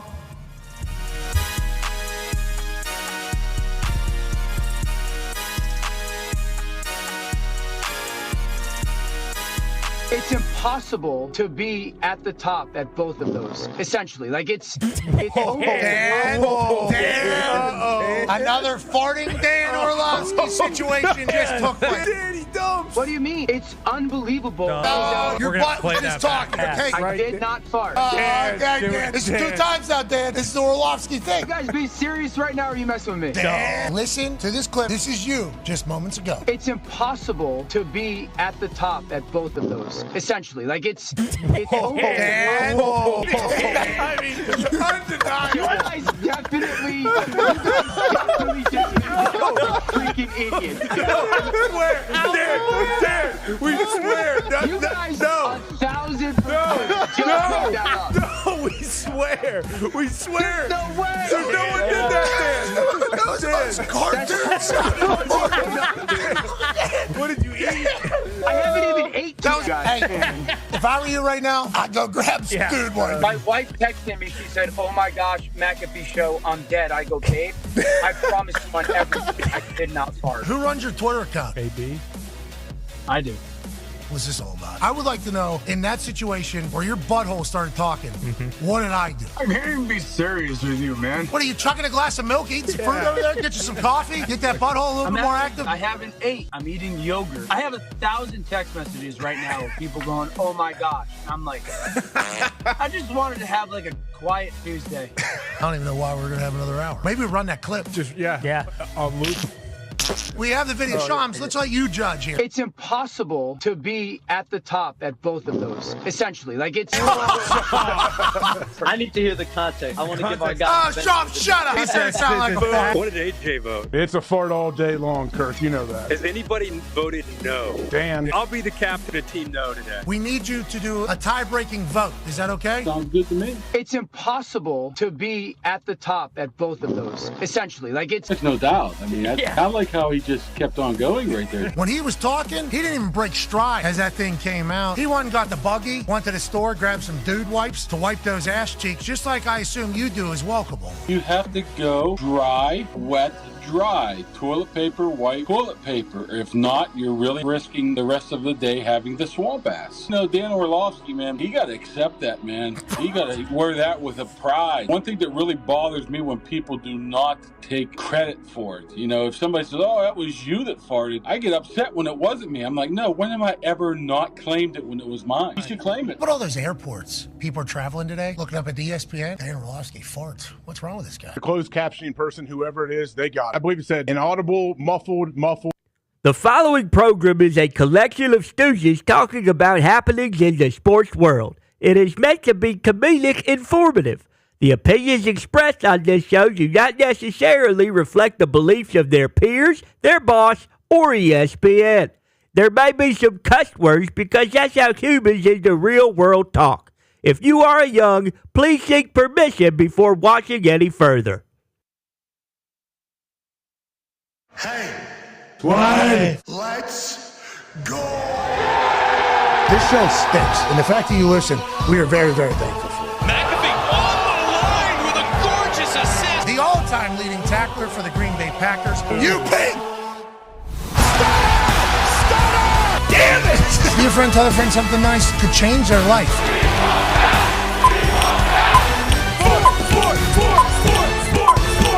Hello, beautiful people, and welcome back to our humble abode, the Thunderdome, on this Tom Cruise Wednesday, May 21st, 2025. Hour 2 of the program starts now.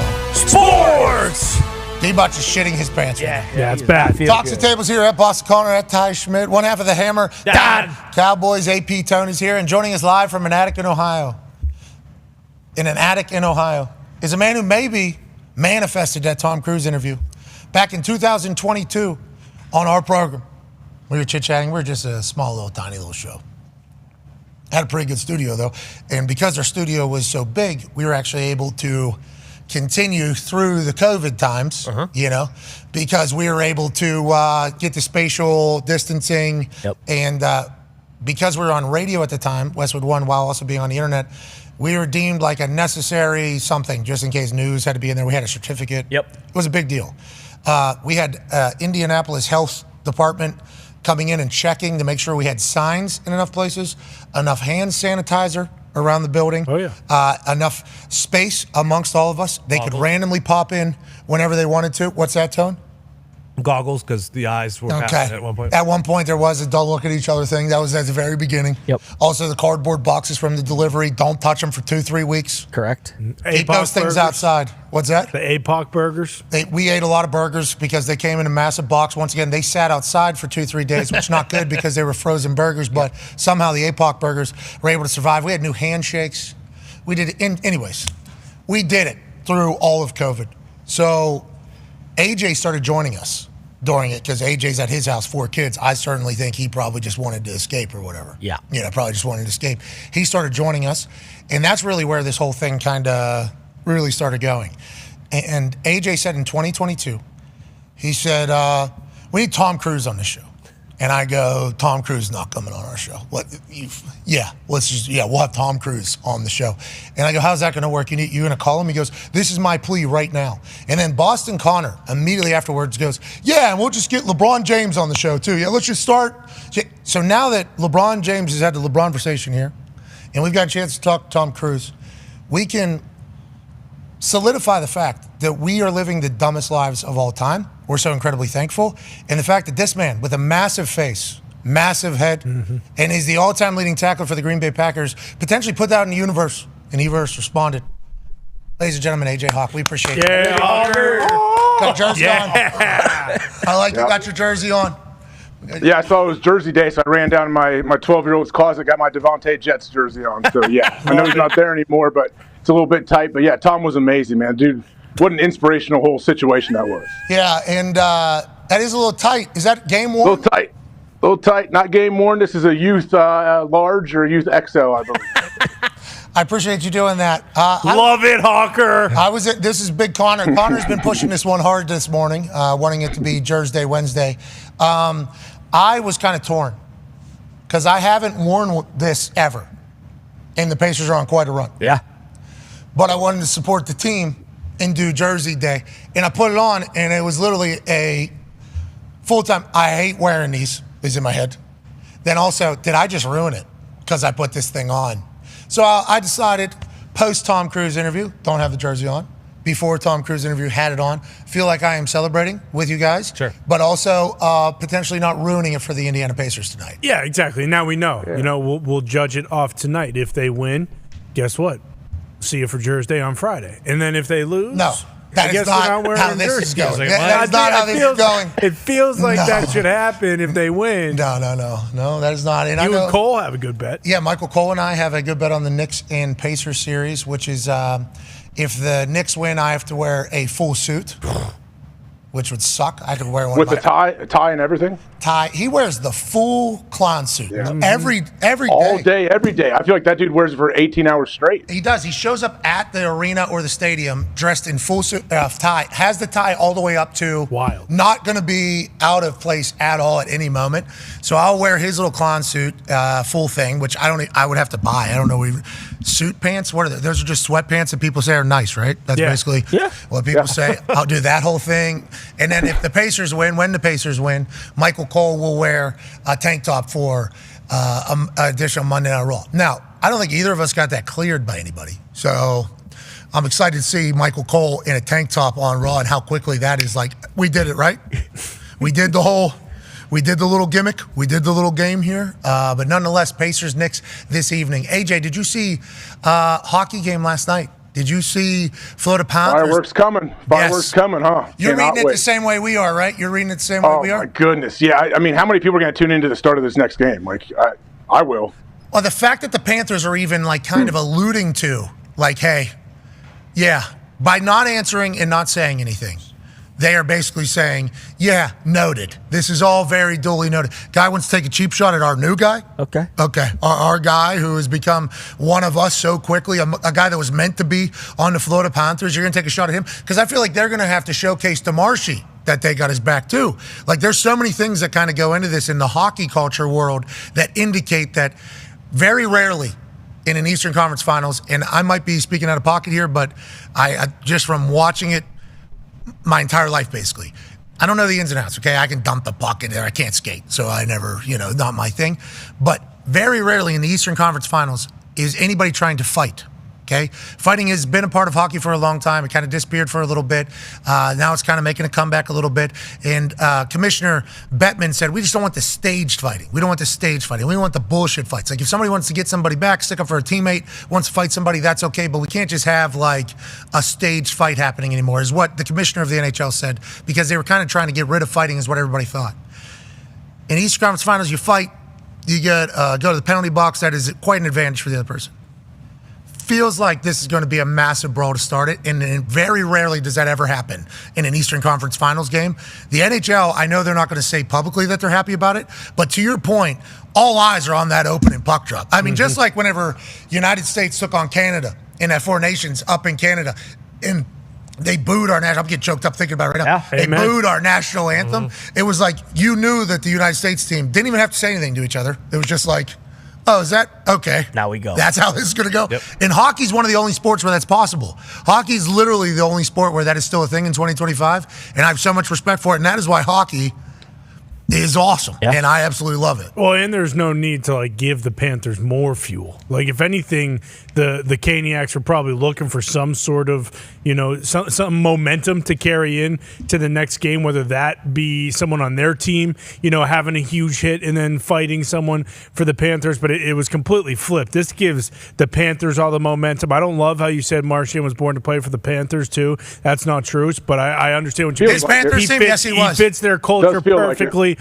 he fits exactly everything that they are about. He was born to be a Bruin. He's a Bruin for life. But again, he wasn't Bruin for life because you guys said don't be a Bruin. He'll move back to Boston with Marchand being the guy too. Like of course he's the new guy, but he's like the elder statesman too. Like sure he doesn't have the assistant captain or the captain, marking on his chest, but he is the vet, the guy that kind of sets the tone for this team. So it's one of those things where it's not even like a Shane Gostisbehere where he's not, the tone setter on their team. Like we were talking before the show, he's a finesse offensive defenseman, not really. He's got his feels a little bit there. Exactly. I love what he did. He's got a little soft. Yeah, I don't know how many hockey people love what he did, but I do appreciate that some people. I'm a football guy. Well, it's dangerous. Yeah, it's pretty dangerous there to be doing that. And there is like lines in this entire thing. I think there is like a code that people would say.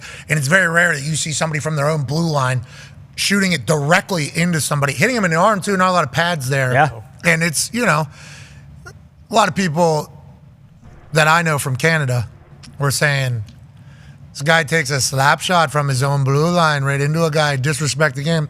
Not a slap shot. People from Canada said that. People from I've been watching hockey my whole life. I've never seen somebody do something like this, and I'm not being egregious. I haven't. You find somebody who does this in game one of an Eastern Conference Finals when your team's down 3-1, the Canes have no hope the rest of the series. It's Bush League. You've already shown you're down 3-1, you're losing your mind already, taking slappers at guys on the other team. Well, I wasn't a slapper. The wrister. Whatever you guys say it was, it's Bush League. Shouldn't have done it, and you're done. It's over. Cats are going to sweep them. Really? Because of that? But you're down 3-1, and you're doing that to Marshy already? And then Marshy ragdolls the guy? There's no answer from your team? Yeah, no one coming to his aid is tough. I do believe, and I might need to be fact-checked, I know for a fact that they have lost 8 straight Eastern Conference Finals games, or 9 straight now. 13. So it was 3. They've been swept in 3 straight conference finals. You know why that is, from what I've been told? Nikki Skates told me that they run a system, basically. The Hurricanes run a system. They don't care who they're playing. This is how they're going to play. So when you get to the Eastern Conference Finals, you're playing a team that can probably adjust and do different things. So they figure out a way to beat your system, and then it's over. Right, Nick? Isn't that kind of the... Yeah, and this has kind of been Brindamore's MO, the coach there. He was a great player for Carolina, won a Stanley Cup with them, played multiple years in the league, 20-plus years, I think, close to it. And now he's the coach there, and this has kind of been his MO, is they can make it to the second round. Maybe they make it to the conference final like you've seen here a few times, but they can't get over that hump. And that's because they're playing great teams at that point. Like you're playing like great teams at that point, so they can like maneuver around what you're trying to do. You need adjustments, I think is what people are saying, and they just play the way they play, and they keep it moving. It's like the Panthers, now they're at a point last night, AJ, I don't know if you heard this, where they're mic'd up and they say, all right, let's go beat the hell out of these guys, basically. Yeah. We're up 3-1. Basically what Pat Maroon said, let's get some hits on these guys. Let's run these guys a little bit now that we're up in this thing. That's an actual plan by the Panthers. Yeah, Paul Maurice, a clip was going around of him, and I think it was from last year's playoffs where they were winning 3-1, and they were trying to get a little fancy, and he basically just said, hey, pound their D, man! Which I'm sure Q Rich would love to hear that as well next time we have him on, but they were just yelling, I don't know why you're getting all fancy out there. Go pound their D's so they got nothing left for Game 7. And that's exactly what started to happen. Like, that's why Marchand was going after Gostisbehere. Later on, I think it was a fourth liner for Florida. He got a roughing penalty because he hit one of the, I think it was actually Gostisbehere's line mate, one of the defensemen for the Panthers, and he gave him a couple extra shots, just something to feel. Wear him down. Yeah, wear him down. And it's legit. Like, that's a great style, and that's why the Panthers have won, and it's great to watch. You talked about being fact-checked earlier on the 13 straight losses in the Eastern Conference Finals for the Carolina Hurricanes. A lot of people on the internet I read while we had our 3-minute break there were saying that I should have fact-checked Jamal Crawford a little bit. Jamal Crawford said that if you took away all of SGA's free throws, he'd still lead the league in scoring. I don't know if anybody was fact-checking, but I saw 30 responses that were like, that's cap. That's I guess bullshit. I believed him. I believed him when he said it. He sold it to me. Me too. As I was listening, I was like, okay, yeah, respect that. Respect General. Yeah. You know, I mean, it was. Hey, man, big time respect General. I understand what you're saying, but I guess a lot of people on the internet are saying that's not true. I assume that'll get figured out by somebody. I trust crossover. Yeah, Jamal Crawford. Internet or Jamal? Oh, I don't know. Well, also, yeah, would Jamal just say that with no reason at all? No. Yeah, but I believe he is 6, unfortunately. Okay. Yeah, I was going to say. Yeah, so he would. I did fix it. And this is about the on MVP. No, it's not on you. It's what it's on all because it's believable. Because the guy is getting to the bucket all the time. Yeah. Like, he is electrifying to watch. And then the flopping stuff, it's like, man. It's kind of weird, isn't it? Yeah, because I guess it'd be really tough as the ref because it does when you're watching it as fast as it is. You're like, okay, that could be a foul, and then you watch it back, like, no, the dude they just fall down a lot all the time. Yeah, but the reason why you fall down a lot is because there's a lot of feet in a very confined space. Like, it's an off-balance sport, I think, especially whenever you're around. I would do it too. Though. I wouldn't blame them. These refs are calling it. Like that's what Jamal said. Like, hey, these refs are calling it. This isn't a rec center game where D-Butt's getting his lips split open or, Gary Vee is fouling dudes from behind. Like, these are professional referees making the call. Yeah, it's not his fault that he's getting the calls. And it's just like when Patrick Mahomes was on the sideline and he was doing the shit and he was getting the calls. It was like, I guess you can't blame Patrick Mahomes. We don't want it to look like that. We don't want that to be what it is. But in Patrick Mahomes' eyes, like, I can get 15 yards right now. I'm going to take 15 yards right now. Yeah. And they probably view it as like outsmarting the game. And this is a part of the game. And LeBron said that. LeBron said, I'm the least called fouls in the league or whatever. Not somebody told me to fact check that. I guess there is people with less fouls than LeBron James. Yeah. But whenever he was flopping, it was like, they're calling. This is giving me 2 shots right now for my team. Like, I don't know what you want. Tell them to change the rule. Then, if that is the case, if you don't want me doing it, tell them to change the rule or stop calling it. And it feels like the NBA has gone to a tougher brand of basketball, which I think is why whenever you watch SGA, it's like he's like an outlier right now when that used to be what all of basketball was. I did look it up. Points per game minus free throws made. He is still number 1 in the league. And yeah, so I assume he meant like when everyone gets. Had the most points per game, free throws per game this season. Oh, you're saying most points per game? No, that's points per game minus free throws made. So, that's the dash is not an explanatory. No. That is an actual minus. I think they should have spelled that one out, but I appreciate what they're doing at the top of this. Who's this from? This is from StatMuse. StatMuse, great. Yeah. Hey, Yeah, great. Yeah. Love them. All sports. Yeah, we appreciate the shit out of StatMuse. I don't know how many of them are back there behind there, either posting or doing the research, but StatMuse, you're a good group over there. Yeah. Yeah. We are very grateful for you. So he's right. So what Terrence Crawford said was right? Yeah. Jamal Crawford. I think that's sweet science on the it might mind, be I know. total points, not points per game. I could be wrong. Anyways, the What's going on with that Crawford-Canelo fight? I have no idea. So it's very interesting. Yeah, what is going on over there? That's sweet science, baby. Dude, that business.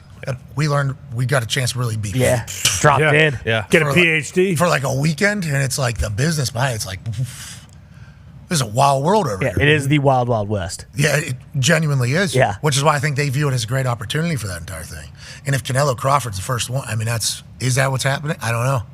Good luck. I hope so. Right. Crawford was cool to us. Yeah. Both. Yeah. And I'm sure there's other Crawfords that have been cool to us as well. You bet. Carl. Joining us now, ladies. SGA is so good. Oklahoma City looks unbelievable. Jamal brought up another stat. He said they've only lost 14 games all year. Yeah. You know how many games NBA teams play? All of them. They play 100 and some games. Yeah. Whatever it is, whenever you get to the end of this thing. Yeah. And it's like they've lost 14 of them. So you start thinking about this team, it's like they have it figured out. And he talked about the coach a lot. Everybody talks about the coach a lot. They're like, this guy's the guy. And I think it's just viewed as like a college team, college atmosphere.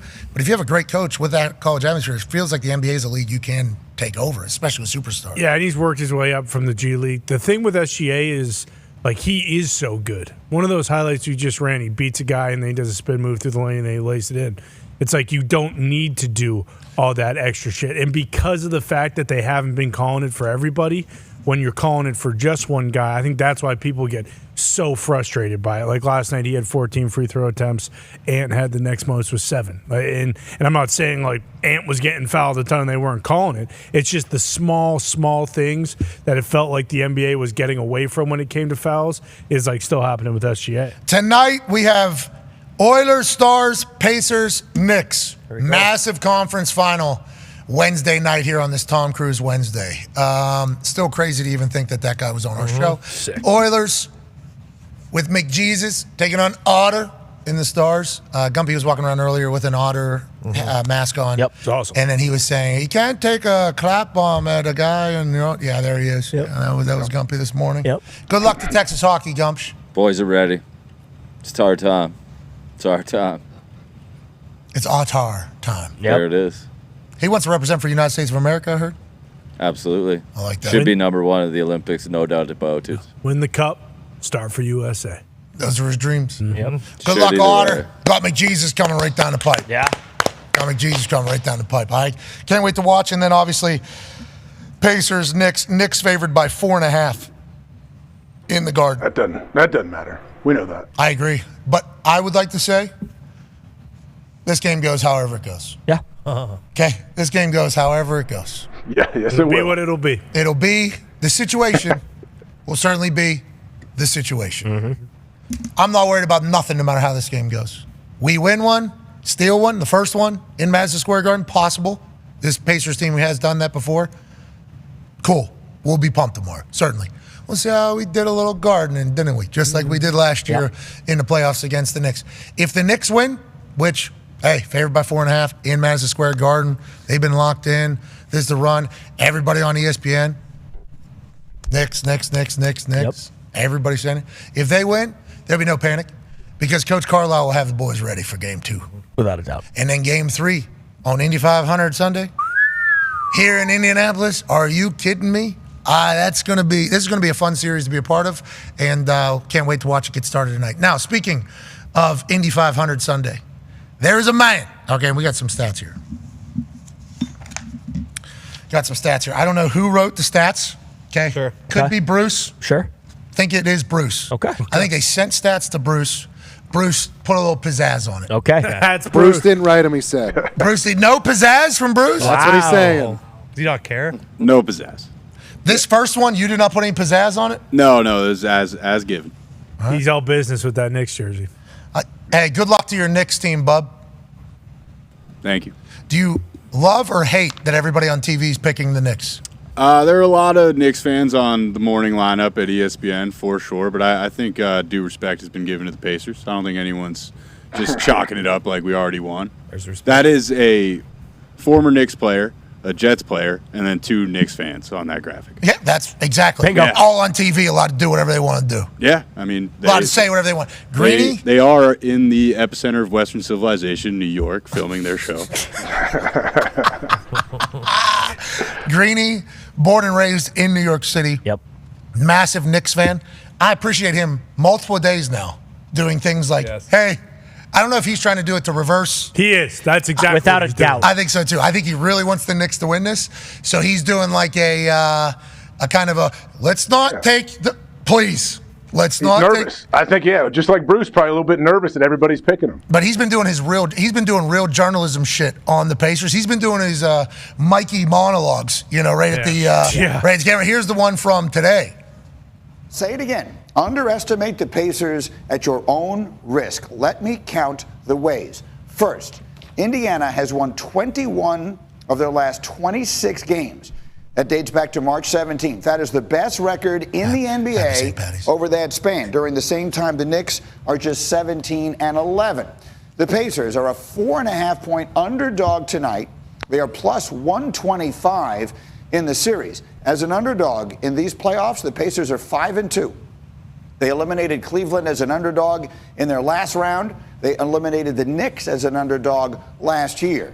And finally, while the Knicks have Jalen Brunson in clutch time, Tyrese Halliburton has been equally spectacular. In fact, even more so. He's 10 of 11 in the final 90 seconds of the fourth quarter and overtime on shots to tie or take the lead, which is the highest percentage in a season since at least 1997. And we say it that way because that's when we started keeping track of these things with that level of specificity. I love that. Thank you, Greeny, for the journalism. Right, AJ? Thank you for that. Yeah, when Greeny has his glasses in one hand and his papers in the other, like he means business. Like this is something you need to listen to. Yeah, absolutely. And it's just him. And then we even got a big LED board right next to him that's going to amplify. Hembo's going to get a little showcase in there with some things. And I like the Mr. Clutch question mark at the top. That was a good graphic. That was a good graphic. Their D-Bone over there, did his thing or her thing for sure. Okay, ladies and gentlemen, joining us now is a man who on May 11th just won a race in Kansas. Wow. Super duper cup out there in Kansas. Yep. Boom. This guy, if he's driving it, he's probably winning. He's raced on parking lots. What? And go-karts. What? He's raced on dirt and sprint cars. What? You put him on maybe one of those little kid cars, he's going to win. Ladies and gentlemen, NASCAR superstar, Rookie of the Year in IndyCar last year. Ladies and gentlemen, Kyle Larson. Yeah, Kyle!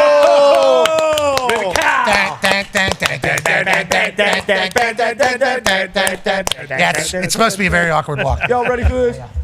That was a good one. How you doing, brother? That was good. You already. Hey, it's supposed to be a really backdoor pin. I like that. I like what you did. Hey, that's driving. I was going to say, that's inside. exactly. Taking the inside. Everybody goes this way. You said balls. I didn't know where to go. It's a fast you made the right play. You made the right play there. You got the corner there. I went right for once, so.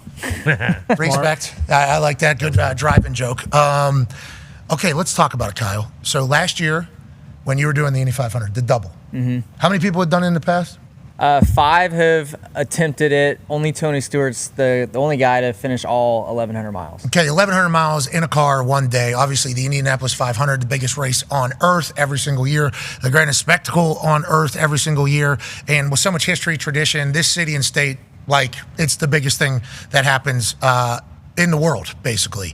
So you attempting that as a NASCAR driver, and then going and doing a 600-mile race, which is long, right? Isn't that a long race for you guys? It could be 4 to 5 hours, probably. Jeez. Depending on cautions, yeah, it's long. Okay, so, and you're a thin lad. I don't know where all the sweat's coming from while you're doing this and everything like that. But when you were doing it last year, there's been some F1 guys that have come in and tried the Indy 500. Obviously, there's been some rookie. There's a rookie this year on the pole that everybody's excited about. But whenever you came in to do this last year, there was people that were flocking from all over the country to come here. People were showing up at our out here, and they were like, "Hey, we're coming to Indianapolis. First time we're here. We're from North Carolina. Yeah. Hey, first time we're here. We're from Virginia. Hey, we're from Illinois." And they said, "We just want to come take a picture of the Thunderdome." And we asked them, we're like, "What are you here for?" They're like, "Kyle Larson. We're here to watch Kyle Larson do his thing." They call you a man who's the best driver of cars, maybe in the last 2-3 generations or whatever. How does that make you feel whenever people say that? And have you just committed your entire life to racing? When did you start, with the dominating of folks in a car? Well, starting off with your first question, it does make me feel really good. When people compare me to Tony or Mario, AJ Foyt, guys like that. But I try not to pay much attention to it just because I'm still only 32 and I feel like I got a lot of racing left in my career before I should be allowed to be in that category. But No, I started when I was really young. I grew up in California racing go-karts and dirt track stuff, all really dirt track until I got to NASCAR, and always wanted to do the Indy 500 too. So it's pretty neat to get the chance to do it and get to do multiple races in the same day is pretty awesome. What do you have? You have a no fear thing, obviously, and I think there's a couple different speeds. I guess over 200 miles an hour. I guess now you guys are 235, so over 220 probably. I think there's a separator between drivers, is what I've heard from living here in Indianapolis. It's like, hey, there's difference. People that can go over 220. It's like people in baseball. People that can hit the curveball and people that can't hit the curveball. It's like whoever can control themselves at a higher speed. There's like a certain group of people, and then everybody else is below that. For the Indy 500 and for IndyCar, much faster than NASCAR. Yeah. And it felt like last year as I was watching, you were learning what you were doing basically throughout the race. I actually put a tweet out about it. It was like, it feels like Kyle is literally learning his car in the middle of the Indy 500. Is that true? And how much more prepared are you for this year's? I would say, so last year, you get so much practice time during these 2 weeks at Indy. Like, you learn your car, pretty well. But it's like, I've never raced in an IndyCar race. So, like, the race procedure is a lot different. The restarts, just the drivers, the pit stops, like all the little details that are different from NASCAR. But I did have some mistakes on one of the earlier restarts and fell back and then had to overcome that. So that was cool. I felt like I learned a lot. Thing, wasn't it? Yeah. I restarted, I think, in like first gear, and I hit the rev limiter right when I shifted. So then I like maybe overreacted and grabbed another gear and fell into third, and then I was just bogging. And yeah, it was a bad deal, but learn from it. So hopefully this year is a little bit different. Yeah, so with the driving, the racing, have you raced against these guys or everybody in their own little worlds? Just only in the Indy 500 last year. A lot of these guys, have a totally different background than me, racing in Europe and stuff. So, me coming from dirt tracks and stock cars, the only time I race these guys is on Sunday. Okay, so what's the difference? Robbins Racing's NASCAR. That's right. Robbins Racing. Yeah. Here, there's not a lot. There's a lot of racing, but there's not next to no rubbing, right? Because the cars open wheel. Yeah. We've already seen a lot of cars or a few cars turn over upside down. Colton Herta, McLaughlin. Yeah. I spun out on Fast Friday. Thankfully, didn't flip, but no. We don't want to do PTSD here, but I believe this is you. Yeah, that's me. Yeah, I got lucky. That was pretty generous wreck for the Speedway. But honestly, too, like going back to the stock car versus IndyCar stuff, like I think there's more similarities than there are differences. Like I know they look different, and you're going way faster at Indy than you do in NASCAR. We probably go 195 at Indy there, but the overall feel of the car, the downforce, our new NASCAR cars are much similar, like independent suspension, the underbody of aero effects. So what I feel behind the wheel is pretty similar. So I feel like it makes the learning curve not as steep as maybe it would for others. How much you weigh? 135. That's an advantage, right? Like horse jockeys, the lighter they are, obviously the better for the horse to run. A lot of racers that I've met, smaller body. Connor Daly's built like a middle linebacker. I always thought that was potentially working. He looks like he's thinned out though. I seen him this week. He's Atta baby, Connor. Hey, atta baby, Connor. He's running fast. He's lean. No, I would say it's an advantage, but it's not like an extreme advantage because we all have like our cars weigh the same. So like even though I'm light and Connor and he's not even the biggest guy there. Say there's a guy that weighs 200 pounds, like I just have to add more weight to my car to make it equal. So, so you have a weight you can limit. kind of position that weight, balance where you'd want it. So that's where I think the advantage comes from. Got it. Ty has a question for you. Yeah, just curious, because you're not full-time, and I think like the race community as a whole, I'm not like a huge race fan, but when you come here, like what is your relationship like with the other drivers? Like do they kind of scoff? I mean, everyone knows what you've done in NASCAR, but I assume none of these guys want to see you come in and win the Indy 500 in your second running. Yeah, no, Indianapolis people want to see. I think race fans want to see you win, right? I think Indianapolis fans and stuff do. And honestly, I don't know. Like, I haven't really personally asked them, but I would feel like, at least for me, coming from NASCAR, when guys have come in, like Shane Van Gisbergen, and he came and ran a cup race at Chicago a couple years ago and won. And although it's like not the coolest thing, because not that it makes you look bad or anything, but you have an immense amount of respect for all competitors. So when they come into a new form and do a good job, I think it's really cool. So I would imagine, maybe not all the guys want to see me do great, but I think there's a respect level there that yes, you'd be happy to see somebody do good. That doesn't do it all the time. You do any dirt racing in Indy? I raced at Kokomo last Monday. But growing up, but yeah. So I grew up in California, and then my path kind of followed Jeff Gordon. So I moved to Indiana in 2011, ran USAC. So I ran around a lot of these tracks here. 2012. You're up in Anderson up there? That's pavement track, so I didn't do much pavement racing. Yeah, so I've never raced there, but Gas City, Kokomo, Putnamville, Lawrenceburg. I'll be at Lawrenceburg next Friday. So I do a lot of dirt racing around Indiana. So I feel like the fans love me here. Yes, I think so too. Like I think it was a very welcome thing. Like you mentioned him coming in and winning the Indy 500. I think that's the only reason why they would be okay with it is because they feel like he's cut his teeth. He's cut his teeth here in the racing state, because that's how people in Indiana genuinely view it. Is it different, the Indy 500, that energy? It's huge. Yeah, like not only just the race, but like all the days of practice that you have. I'll go practice, like we'll have a practice day in NASCAR and there might be 5,000 people there. At Indy, there's like 75,000 people, every day. So it's kind of crazy that the event is that big, spread out over 2 weeks, and there's fans there all the time. So yeah, the amount of pictures, autographs, and all that you sign is crazy, but it's fun, it's cool. It makes you just feel like the event is just unlike any other, which it is. So it's cool to be a part of. Well, you're immortalized forever too. You win an Indy 500, right? Yeah. I mean, that's like the racing world.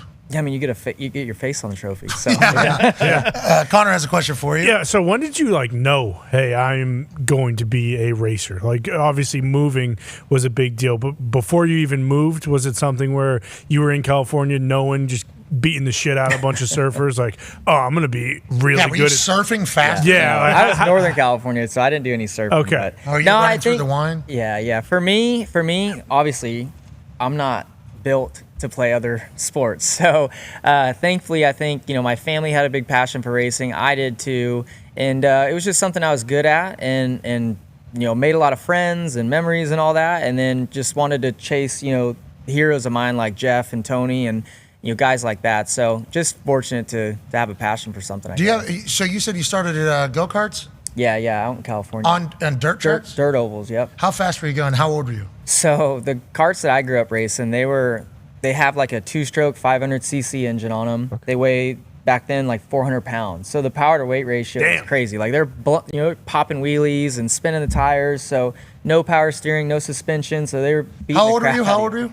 Oh, I was probably 11 then, when I got to that class. But I started in box stocks, which would be like a Briggs & Stratton engine, like a lawnmower style engine, from like 7 to 9. But then you go like a big step to the next, division, which is crazy. And then you go from that. Then I went from that to sprint cars, which is another huge step. Dangerous. Right? Yeah, those are super dangerous, right? Yeah. Oh yeah, 950 horsepower, 1,400 pounds. Like they're crazy. Yeah. Drifting around. Sprint cars and midgets and dirt track, and then got into stock cars. You ever do like Smoke right now is doing the drag racing? Yeah, I haven't done that. Yeah, he's a funny car. Top fuel. He's top fuel. But he's kicking butt. He just won again this weekend. Yeah. But I feel like he's getting the hang of it. Smoke, baby. He's the GOAT. He's the best. So he can figure anything out. When you were a kid, you were just seeing better lines, better reaction time. I don't know what goes into it, but just like what you did right here. I think when you're you can just see it. Yeah. I think when you're young, you just kind of have a natural talent, but then when you get older and your racing gets all good, adults and kids or whatever, not kids, but adults, that's when you kind of have to work at it more. So, but yeah, I would say in the beginning, and probably still now, a lot of it's natural. Yeah, I would say. Yeah, there's a reason why people are here. Yeah, it's probably most athletes. Everybody works hard at it, but you got to have some sort of natural ability. Yes, definitely. Mm-hmm. Yeah. But you have to work hard, though. Yeah. Oh, like TC? Sure. Yeah, Tom Cruise has natural ability. Yeah. He works his ass off. Bingo. And then he says, you know what? I think I can stand out on this wing right here. Yeah. And then I can flip it upside down, and then I can fly a plane with my foot. He's got a great NASCAR movie, too. Yeah, yes, he does. And Brad Pitt's got an F1 coming out, which we will continue this conversation with Kyle Larson on digital, YouTube, ESPN Plus, Disney Plus, and more. We'll see you tomorrow. Goodbye. All right, we're off ESPN. We're still on digital. We're still live. Okay. Very live. Yep. F1. D-Butt literally is pooping his pants because we had some, I don't know if we should have done. We found some popcorn that had been in our office for maybe a couple years. Extra salt, extra butter. Yeah, it's not bad, but he's a massive F1 fan. Yeah. You guys probably have seen, especially in the NASCAR world, because NASCAR used to be, the thing. I think it still is, obviously. Still sells out tracks. Yeah. Still sells out everything. Like, NASCAR's still a big deal. F1 had that reality show and just became like... Blew up. Yeah, it did blow up. I, living in Indianapolis, Indiana, did not grow up in the race community, but I did watch the Indy 500, got to meet a lot of the drivers, like kind of started learning about it. And I watched the Indy racing, and they're racing. Yeah. Okay, it's a lot of racing. I watch a NASCAR, and it's a lot of, hey, we're trying to win. Mm-hmm. I watch these F1 races, and boy, I'm pretty bored. Yeah. Like, it is. Yeah. They're big cars. They got a lot of money around it, a lot of superstars around it. The reality show was obviously awesome. But as somebody that was like kind of just dropped into Indianapolis and then given like full, like, hey, you can go down to the pits. I can literally like learn about this however much I want to or however little I want to. How do you guys feel about F1 driving? And have you ever been asked to go drive in F1? I've never been asked to drive an F1. I think it's tough coming from my background of dirt tracks and ovals, but I went to Abu Dhabi in 2021. It was sick. Like, the event was awesome. I mean, like, it was incredible. But yeah, the racing's not what we are accustomed to in America. Like, I think there it's crazy how big it is because yeah, you're right. Like, it's not super exciting, but I think it's the stuff outside of it, the celebrities that are there, the engineering, the money, just everything about that.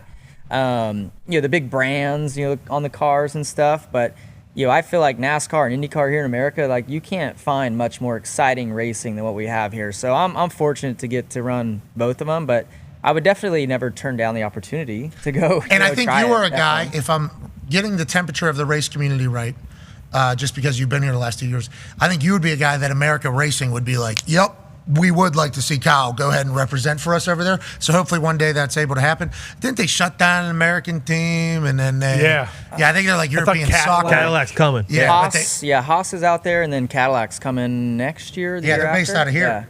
Yeah, they have a really nice facility right by our race shop in Charlotte. It's big. It's cool. So Charlotte calls itself.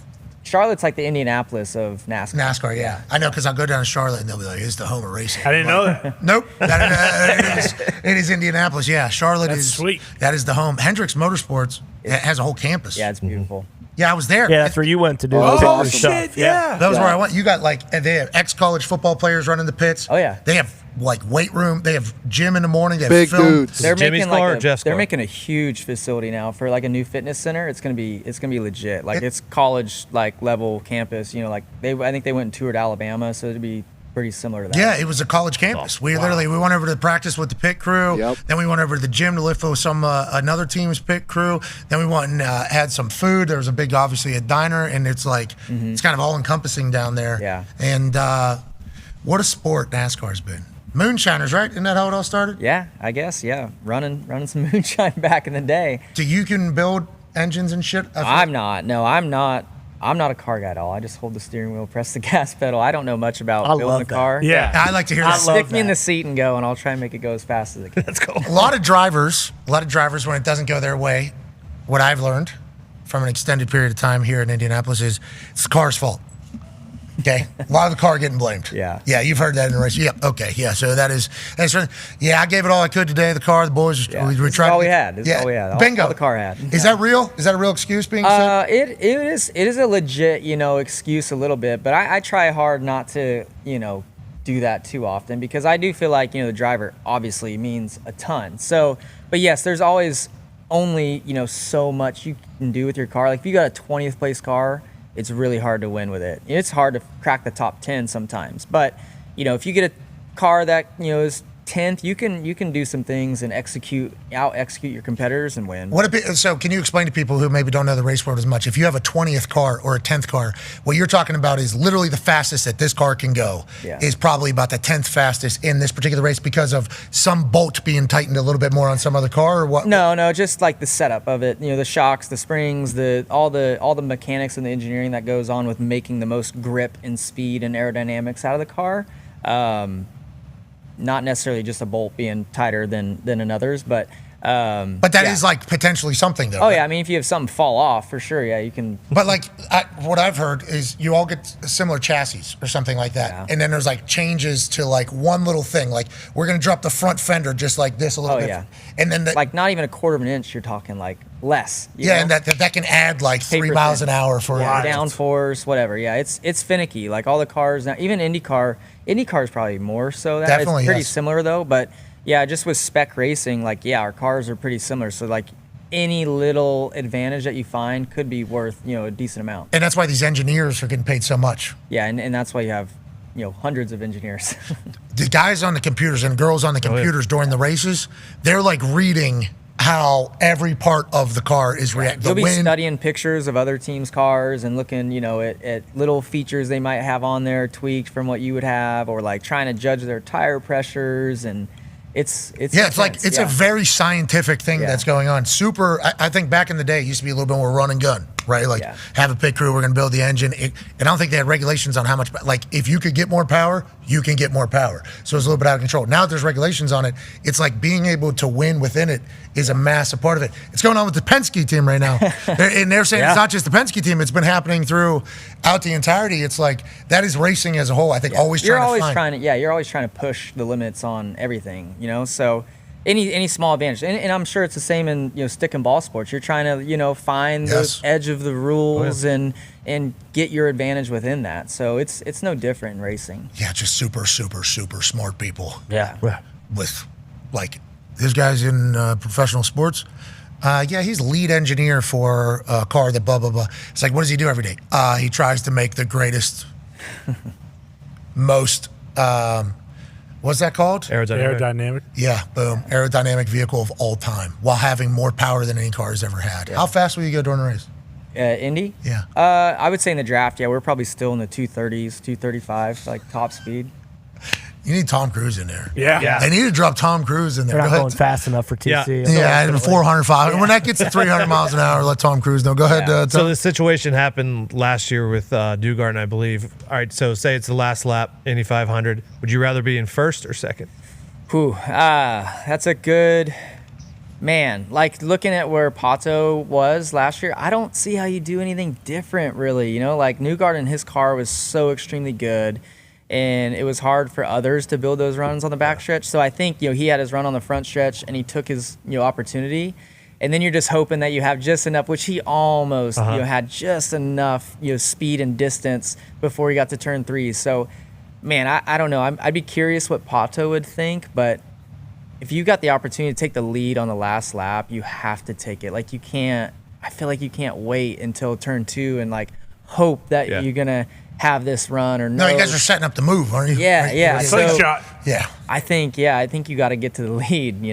Is when you can. The weather made last year chaotic for you. Tough. It literally. Yeah. Literally Midwest. It literally weather. pissed on your entire plane. It did. Like that was actually what happened. Yeah, it did. The same storm that delayed the Indy 500 got to Charlotte in time for me to get there. Literally right when I got there. It was such a sick plan too. Plane, helicopter, we're in. McGee was following you, so anytime you got McGee on the trail, obviously that's great. But weather's a big deal for these cars, right? Like this weekend, I think it's supposed to be 60s. Yeah, it'd be colder. So is that good or bad? I mean, drivers would prefer like hotter conditions probably, although it'd be tougher in the car because it'd be hot in the car. Like the tires don't stick to the surface as good, so it would be sliding around more and more mistakes, which allows for more passing. When it's cooler, the track's got more grip. Drivers are making less mistakes. The speeds just kind of stay faster. So yeah, typically I prefer warmer conditions. Okay, so when it's colder, you said more grip? Yes. Yeah, more grip. I don't know why. You want less grip for more mistakes, so you can take advantage of? Yeah. That's an awesome theory. I did not know that was. I assumed because they always said the weather, and I always assumed hotter was faster, and that would be more grippy because it would be sticky. I just think because the surface gets hot, your tires get hotter, so then it just becomes like slimy, on top of the surface. Yeah, and you're looking for somebody to accidentally slime a little bit. Yeah, to the right, just a little bit. Miss it a little bit. What's the move? Do people watch film on each other? Like, what is your move? I mean, it probably depends on like track and type of car I might be in, but yeah, I mean, you're always studying like your competitors or previous races to see what moves worked, like restarts especially. What's a standard move? You think like a setup and then like a duck? Like what is? I mean, at Indy, it's pretty simple. Like you have to get this big run off of say turn 2 or turn 4, and then catch the draft, and then you just make your move. It's pretty simple. But restarts is where it gets crazy. The field's bunched up. It's hard to pass, so you're trying to make the most of the restarts. It'll fan out 3-4 wide. The draft is like crazy big in the IndyCar, which is weird to feel, compared to stock car we have drafting, but like IndyCar, it's like you get in that pocket of air and it's like a full boost. You can feel it. Oh yeah. It gets quiet because the wind is now like you're inside of this pocket of air, so it gets like kind of silent. It's kind of That's like out of a movie. Yeah, that's crazy. That's like out of you're feeling it for the And then first you, time. like, you Oh pull shit, out. I'm in here right now. Yeah. Well, then you pull out, and then you have all the wind back on top of your car, and it gets like loud. And you like your car starts moving around a little bit. It's different. Did it rattle you a little bit the first time you felt it in the race? No. No, you're a dog. Yeah. All right, yeah, you understood what was going to happen there. You guys in NASCAR there for a little bit. Remember when you guys were doing the F1 style of racing, where you guys were literally just nose on tail? Oh yeah, the tandem style. That was before my time. Thank God. That was terrible. I turned that on, and I'm like, how do they think this is what? How do they think? And I was being told I didn't understand draft and all this shit. It's like, I just know that looks stupid. You guys look like literally caterpillars rolling around the entire race. Do you like what the changes that NASCAR has made? What is it, the 3 thing now? Yeah. What's that? The like stages. Oh, the stages. I don't. I could take it or leave it. I think for me, I would like to not have stages because I think it makes the strategy of the race way better because you don't know when the caution's coming. When you know that the caution's coming, it's so easy to plan your race and like, all right, we're going to pit midway through this stage and that's going to get us. And then you never get to really like pushing the length of your tires to where they're like completely wearing out. So I think if we didn't have stages, you would see more drivers like pushing early in the run and falling back later in the run and things like that. So, but also, I think stages is good because where life is and like the attention span of younger adults these days. So like the timed caution is probably better for them and TV too, getting their commercials in and all that. So there's more that goes into it. Yeah, but the play through, brother, you can have the the way I agree. marketing. I wish they would do more of that, but yeah. Okay, I'm happy you said that, and I think you saying that will have a lot to say because all of us, we're outsiders in this entire thing. But you'll turn on a NASCAR race or whatever, and it'll be like, we're in stage 1, we got this many laps left, and it's like, I don't care. Stage 1, does that mean you win the race? No, you don't win the race. Yeah. Okay, so they're having a quarter, they're having a period. I'm sorry, and then I need to get to I want to be here in the 3rd period. That's where I want to be. So for me, it's done that. Especially when you grew up when it was just like, oh, you start on lap 1. On lap 225, the race is over. Yeah, like and that. they have to go. Yeah. And they to your point about strategy, gas is a big deal, right? Yeah. Tires is a big deal. Tires more so than gas at a lot of the tracks, but yeah. Somebody won the 500 2 years ago. They ran out of gas as they finished. There's a gas strategy. You know the gas strategy at Indy 500? Have you and the boys talked about the gas strategy? You've got like different fuel mappings to like lean your engine out, which cuts power but saves fuel, and then and you can steal some first laps. Yeah, which obviously ups the check. You can steal some, just stay out longer than everybody else. You can steal some first. Like people don't want to be leading the race because then you're burning the most fuel. You want to be in that draft so you can like be off the throttle, saving fuel. It just extends your runs and stuff like that. Okay, so that's a big piece for us to know. Yeah, there's so much strategy that goes into every race, but yes, especially Indy with the fuel. Fuel's, I feel like from what I've learned, most important there. Good, AJ. AJ's wearing a youth large Devontae Adams New York Jets jersey. Yes, I am. Kyle, you talked about you're 135 pounds. I wonder, like, what you have to do physically to get ready for, a big race season. I imagine there's not a whole lot of time when you're actually out of the car for an extended period. But what is the most grueling racing that you think that you do on your body physically? Yeah, so I'm unique because I do get to race a lot of different types of racing. And I'm racing all the time, so I'm not really home at the gym all the time. But when I am home, I like to get in there and do gym. I really enjoy riding my bike. I feel like my cycling for the endurance of it is good for like NASCAR. But then when I do my dirt track stuff, those are 30 lap races, and in the intensity, like my heart rate will spike, right away. Where like in NASCAR, I wear this Garmin watch and I track my heart rate at all my races. Like in NASCAR, I'll be average of 140, 150 throughout the race. You might have your moments where it gets up there and whatnot, but sprint car racing, the 950 horsepower, 1,400 pounds, it might be a 7-minute race, but my heart rate will be like 195 the whole time. Jeez. Just gassed. So I like the intensity of that. So I think with the training, that part of it's weird for me, probably because I should do more like endurance, but then I also have to like be ready for intense moments too. So don't you guys do a lot of this shit? I've been to a couple IndyCar like the rolling. Yeah. A little bit of that. That's part of it. Yeah. The forearms. Yeah. And then shoulders. Yep. Mm-hmm. I've tapped out of one of those. The reflex thing too. Oh, I have a question. Yeah, we do a lot of that. Yeah, hand-eye kind of, cognitive stuff. That's good for your brain. Anybody smoke weed over there? No. We're not allowed to. Why? Don't get drug tested. No, it's just, you talking about the shoulders and stuff in both the crashes this weekend where they flipped over. Their hands immediately went here. You guys, is that taught in just Indy or NASCAR as well? Or? I would say mostly Indy is where. So we never did that really in NASCAR until Danica came. Yeah. And I think it's because when you spin or hit the wall in IndyCar, the wheel is just spinning so fast. So a lot of people break their wrists if you keep your hand on the wheel too long. So yeah, you've kind of just naturally got trained now. Whenever you get ready to hit the wall, I just brace and. Mostly just so I don't break a wrist or anything like that. Then the sparks flying. Yeah. I didn't know they both did that on purpose. Yeah. Didn't always have that top. What's that halo? I guess the top halo. IndyCar didn't used to have that. That's crazy. Yeah, think about it. That's why it's called open wheel, right? Open wheel just because the tires are out there. There's no fenders, around the tires. Yeah. Okay, open ass wheel. Okay. They will take a trip out of the speedway. Yeah. Mm-hmm. Oh yeah. Seen it. Yeah, seen just last year. The run out of gas, Alexander Rossi. Oh, yeah, that was, 2016. He won the race by running out of gas just before crossing the finish line. He stretched his final tank of fuel over 90 miles and with the help of a tow, finished the final lap at a slow speed, allowing him to take the checkered flag with an empty fuel tank because everybody else is going in. So they're going in, and he's just stealing laps while they're going in. Yeah. And then he gets so far ahead, because the entire commentator is like, is he gonna make it? Yeah. And then he finally finished, and he won. Congrats to Rossi, absolute dog. So I'm saying that's a strategy. Yeah. And there's also, smaller race teams that I potentially sponsored a car in that.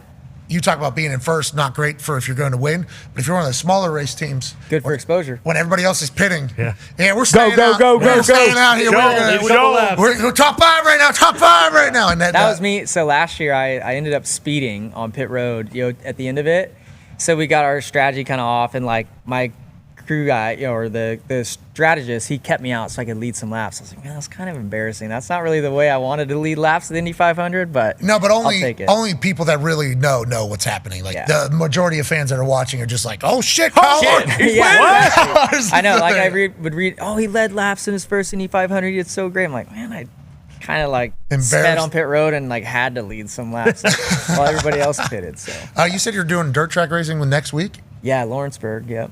So you just stay out here? No, I'll go. So I'll race the Coca-Cola. 600. Yeah, and then I'll go. I'll get to hang out at home for a little bit. Okay, so night before we're doing pasta, we're doing water. Yeah, a little. I don't know. Probably some pasta would be good. I like some pasta, but what type of pasta? What type of pasta we doing? You like rigatoni? Yeah, little spaghetti meat sauce. Spaghetti? Spaghetti. I would say before the race though, I'm pretty standard, chicken, veggies, rice. Got it. And then after, I think before, when I'm on the plane going to Charlotte, I'll probably do a Mexican style bowl, protein bowl, and then last year I got an IV and was ready to rock. Those are amazing, the IVs. Mm-hmm. Yeah. I'm happy we've gotten to a point in society where nurses just show up with, hey, you don't feel good? No. All right. Give us 15 minutes, and they just plug us in. Fix me. That's a big deal, AJ, I think, for the humans as a whole, that is possible. I think Vegas is credited with probably starting it, right? For the hangover cures, that's the biggest thing. I think Vegas used to drive around and you could get picked up on the street and get them. Legitimately, I think Vegas kind of started it hey, you're going to be dead tomorrow. We got the answer. We got 4 nurses that quit their jobs. Now they show up with IVs. Right to your hotel room. Right, bam. We're going to go do your, yes. Okay, so you, boy likes to live. Yeah, this guy gets it. We like that a lot. And then now everywhere has it. Now everywhere has a, I think Gumpy was getting an IV drip every single Sunday, basically. Great spot downtown. That's what I'm saying. It's just it's unbelievable. We're just at a period of time now where it's just normal. Just go get an IV, get figured out. Locker rooms of football teams used to do it at halftime, and it would be all the doctors trying to prick them. Remember? They wouldn't travel with nurses. It would be surgeons who are 60 years old who haven't set up an IV in 30, 40 years. Yeah, Tyrod Taylor. They're going to do it. Yep. Damn near. Well, that was a shot. But yeah. Yeah, similar thing. All right, I'm happy you're getting plugged in. Good luck for the 600 and the 500, 1,100 miles of racing. I think everybody's excited to hopefully watch it go off without a hitch, without Mother Nature getting involved. It looks like early indications that a Doppler it's going to be a beautiful Sunday for you to go racing. Mm-hmm. Yeah, thanks. I keep my fingers crossed that the rain stays away this year. Okay, so who all do we got to give credit to? I know you racers have to fucking... Oh, HendrickCars.com. Yep. Okay. Chevrolet, Air McLaren, Prime. I got Amazon Prime following me around for the last couple of years. We're doing Wow, Bezos. Yeah. No, so That's how you got that car out there. Hey, it's a loaner. Oh, okay. Still. I can't believe you're driving that in Indiana. Yeah, so I realized there's no license plate on it right now either. So I'm like, You're what good. do I do if I get You're pulled good. over? Cops, But- You just beat them. Drive Yeah, fast. you don't get pulled over. No, the cops understand. There's an old story here in Indianapolis where somebody was driving on a highway, like a car like you were driving. They get pulled over, and a cop, like as the cop's walking up, goes, "Who do you think you are, Mario Andretti?" And then peeks it. It is Mario Andretti. Like that is this city is ready for you to do whatever the hell you want in a car out there. But the potholes, I guess you. Dude, yeah. You got a good eye. Bad here. Bad. So bad. Good reflexes. Just so everybody knows what we're talking about, he showed up in a McLaren, I think. Is that what that was? Yeah. About this high off the ground, nasty. Absolutely nasty. And our first thought, everybody's first thought when it pulled in was, how did he make it here? From Did make it in the parking lot. Dodging all the potholes. Yeah, it's like there's crazy. Yeah, even out here. Yeah, we have not helped these situations. Beautiful car, as are the IndyCar and NASCARs. And we appreciate you taking the time. And we appreciate you committing to Indianapolis like this. Not only as a child, I love racing. Indy. I love Indy. I lived here for a couple years, so it's always like another home. Well, good. We love the fact that you're doing the Indy 500. Maybe do it every year. Are you going to do it every year? We'll see. I don't know. Right now, this is it, but it's so fun that I feel like I'll have FOMO if I miss it. So I think everybody wants you to do it too. Yeah, need to see it happen. Yeah, you need to win both. Need to win both of them. Yeah. Yeah. Just do it. I got a lot of friends that are in that. I got a lot of friends that are in Just win, dude. We got a lot of friends in that Indy 500. Okay, and I'm a big fan of all of them, especially with the mindset that Newgarden's going in to this race after what happened with the qualies. He wasn't able to run his car because of something that was happening. I don't think he knew about, or Penske knew about it. Clearly, fired everybody. Fired everybody today, just a few days before the biggest event of the year in the season. But to those boys, I say, you guys had your shot. You need to go win these things. Yeah. That'd be great for racing. I mean, that'd be great for racing as a whole. And everybody thinks you're the guy to do it. So good luck out there. Thank you guys. Stay Thanks for safe. having me on. Yeah, Stay thank safe. All right. Shout out to Tom Cruise. Shout out to Kyle Larson. T's and P's, the D Butch. Yeah, and we're going to get the hell out of here. AJ, you really crushed it on this Jersey Wednesday, brother. Yep. Thank you. Yeah, this is my last Jersey day, I think. So, yeah. I'll send you a new one. We'll figure it out. Thank you. Connor loves the jersey. It was literally 4 minutes before we went live. He goes, we're all wearing jerseys. Aren't we all wearing jerseys? Thought we were. He said, you have a jersey right over your shoulder. Right there. There's your jersey. Just put the jersey on. And then I thought I fucking ruined it for the Pacers. So I'm kind of in a bad spot right now. Shout out to Tom. Shout out to Kyle. Shout out to you, AJ. We'll be back tomorrow. It's conference finals tonight. Here we go. Let's enjoy the hell out of that. Good luck in that car, brother. Be a friend. Tell a friend something nice that might change your life. We're in this thing together. Team on me. Team. Yeah. Not yet. Hold on. Sorry. Guy's a racer. Yeah, you ready to go. Ready to go. Good reflex. Team on three. 1, 2, 3. Team. Team. Goodbye.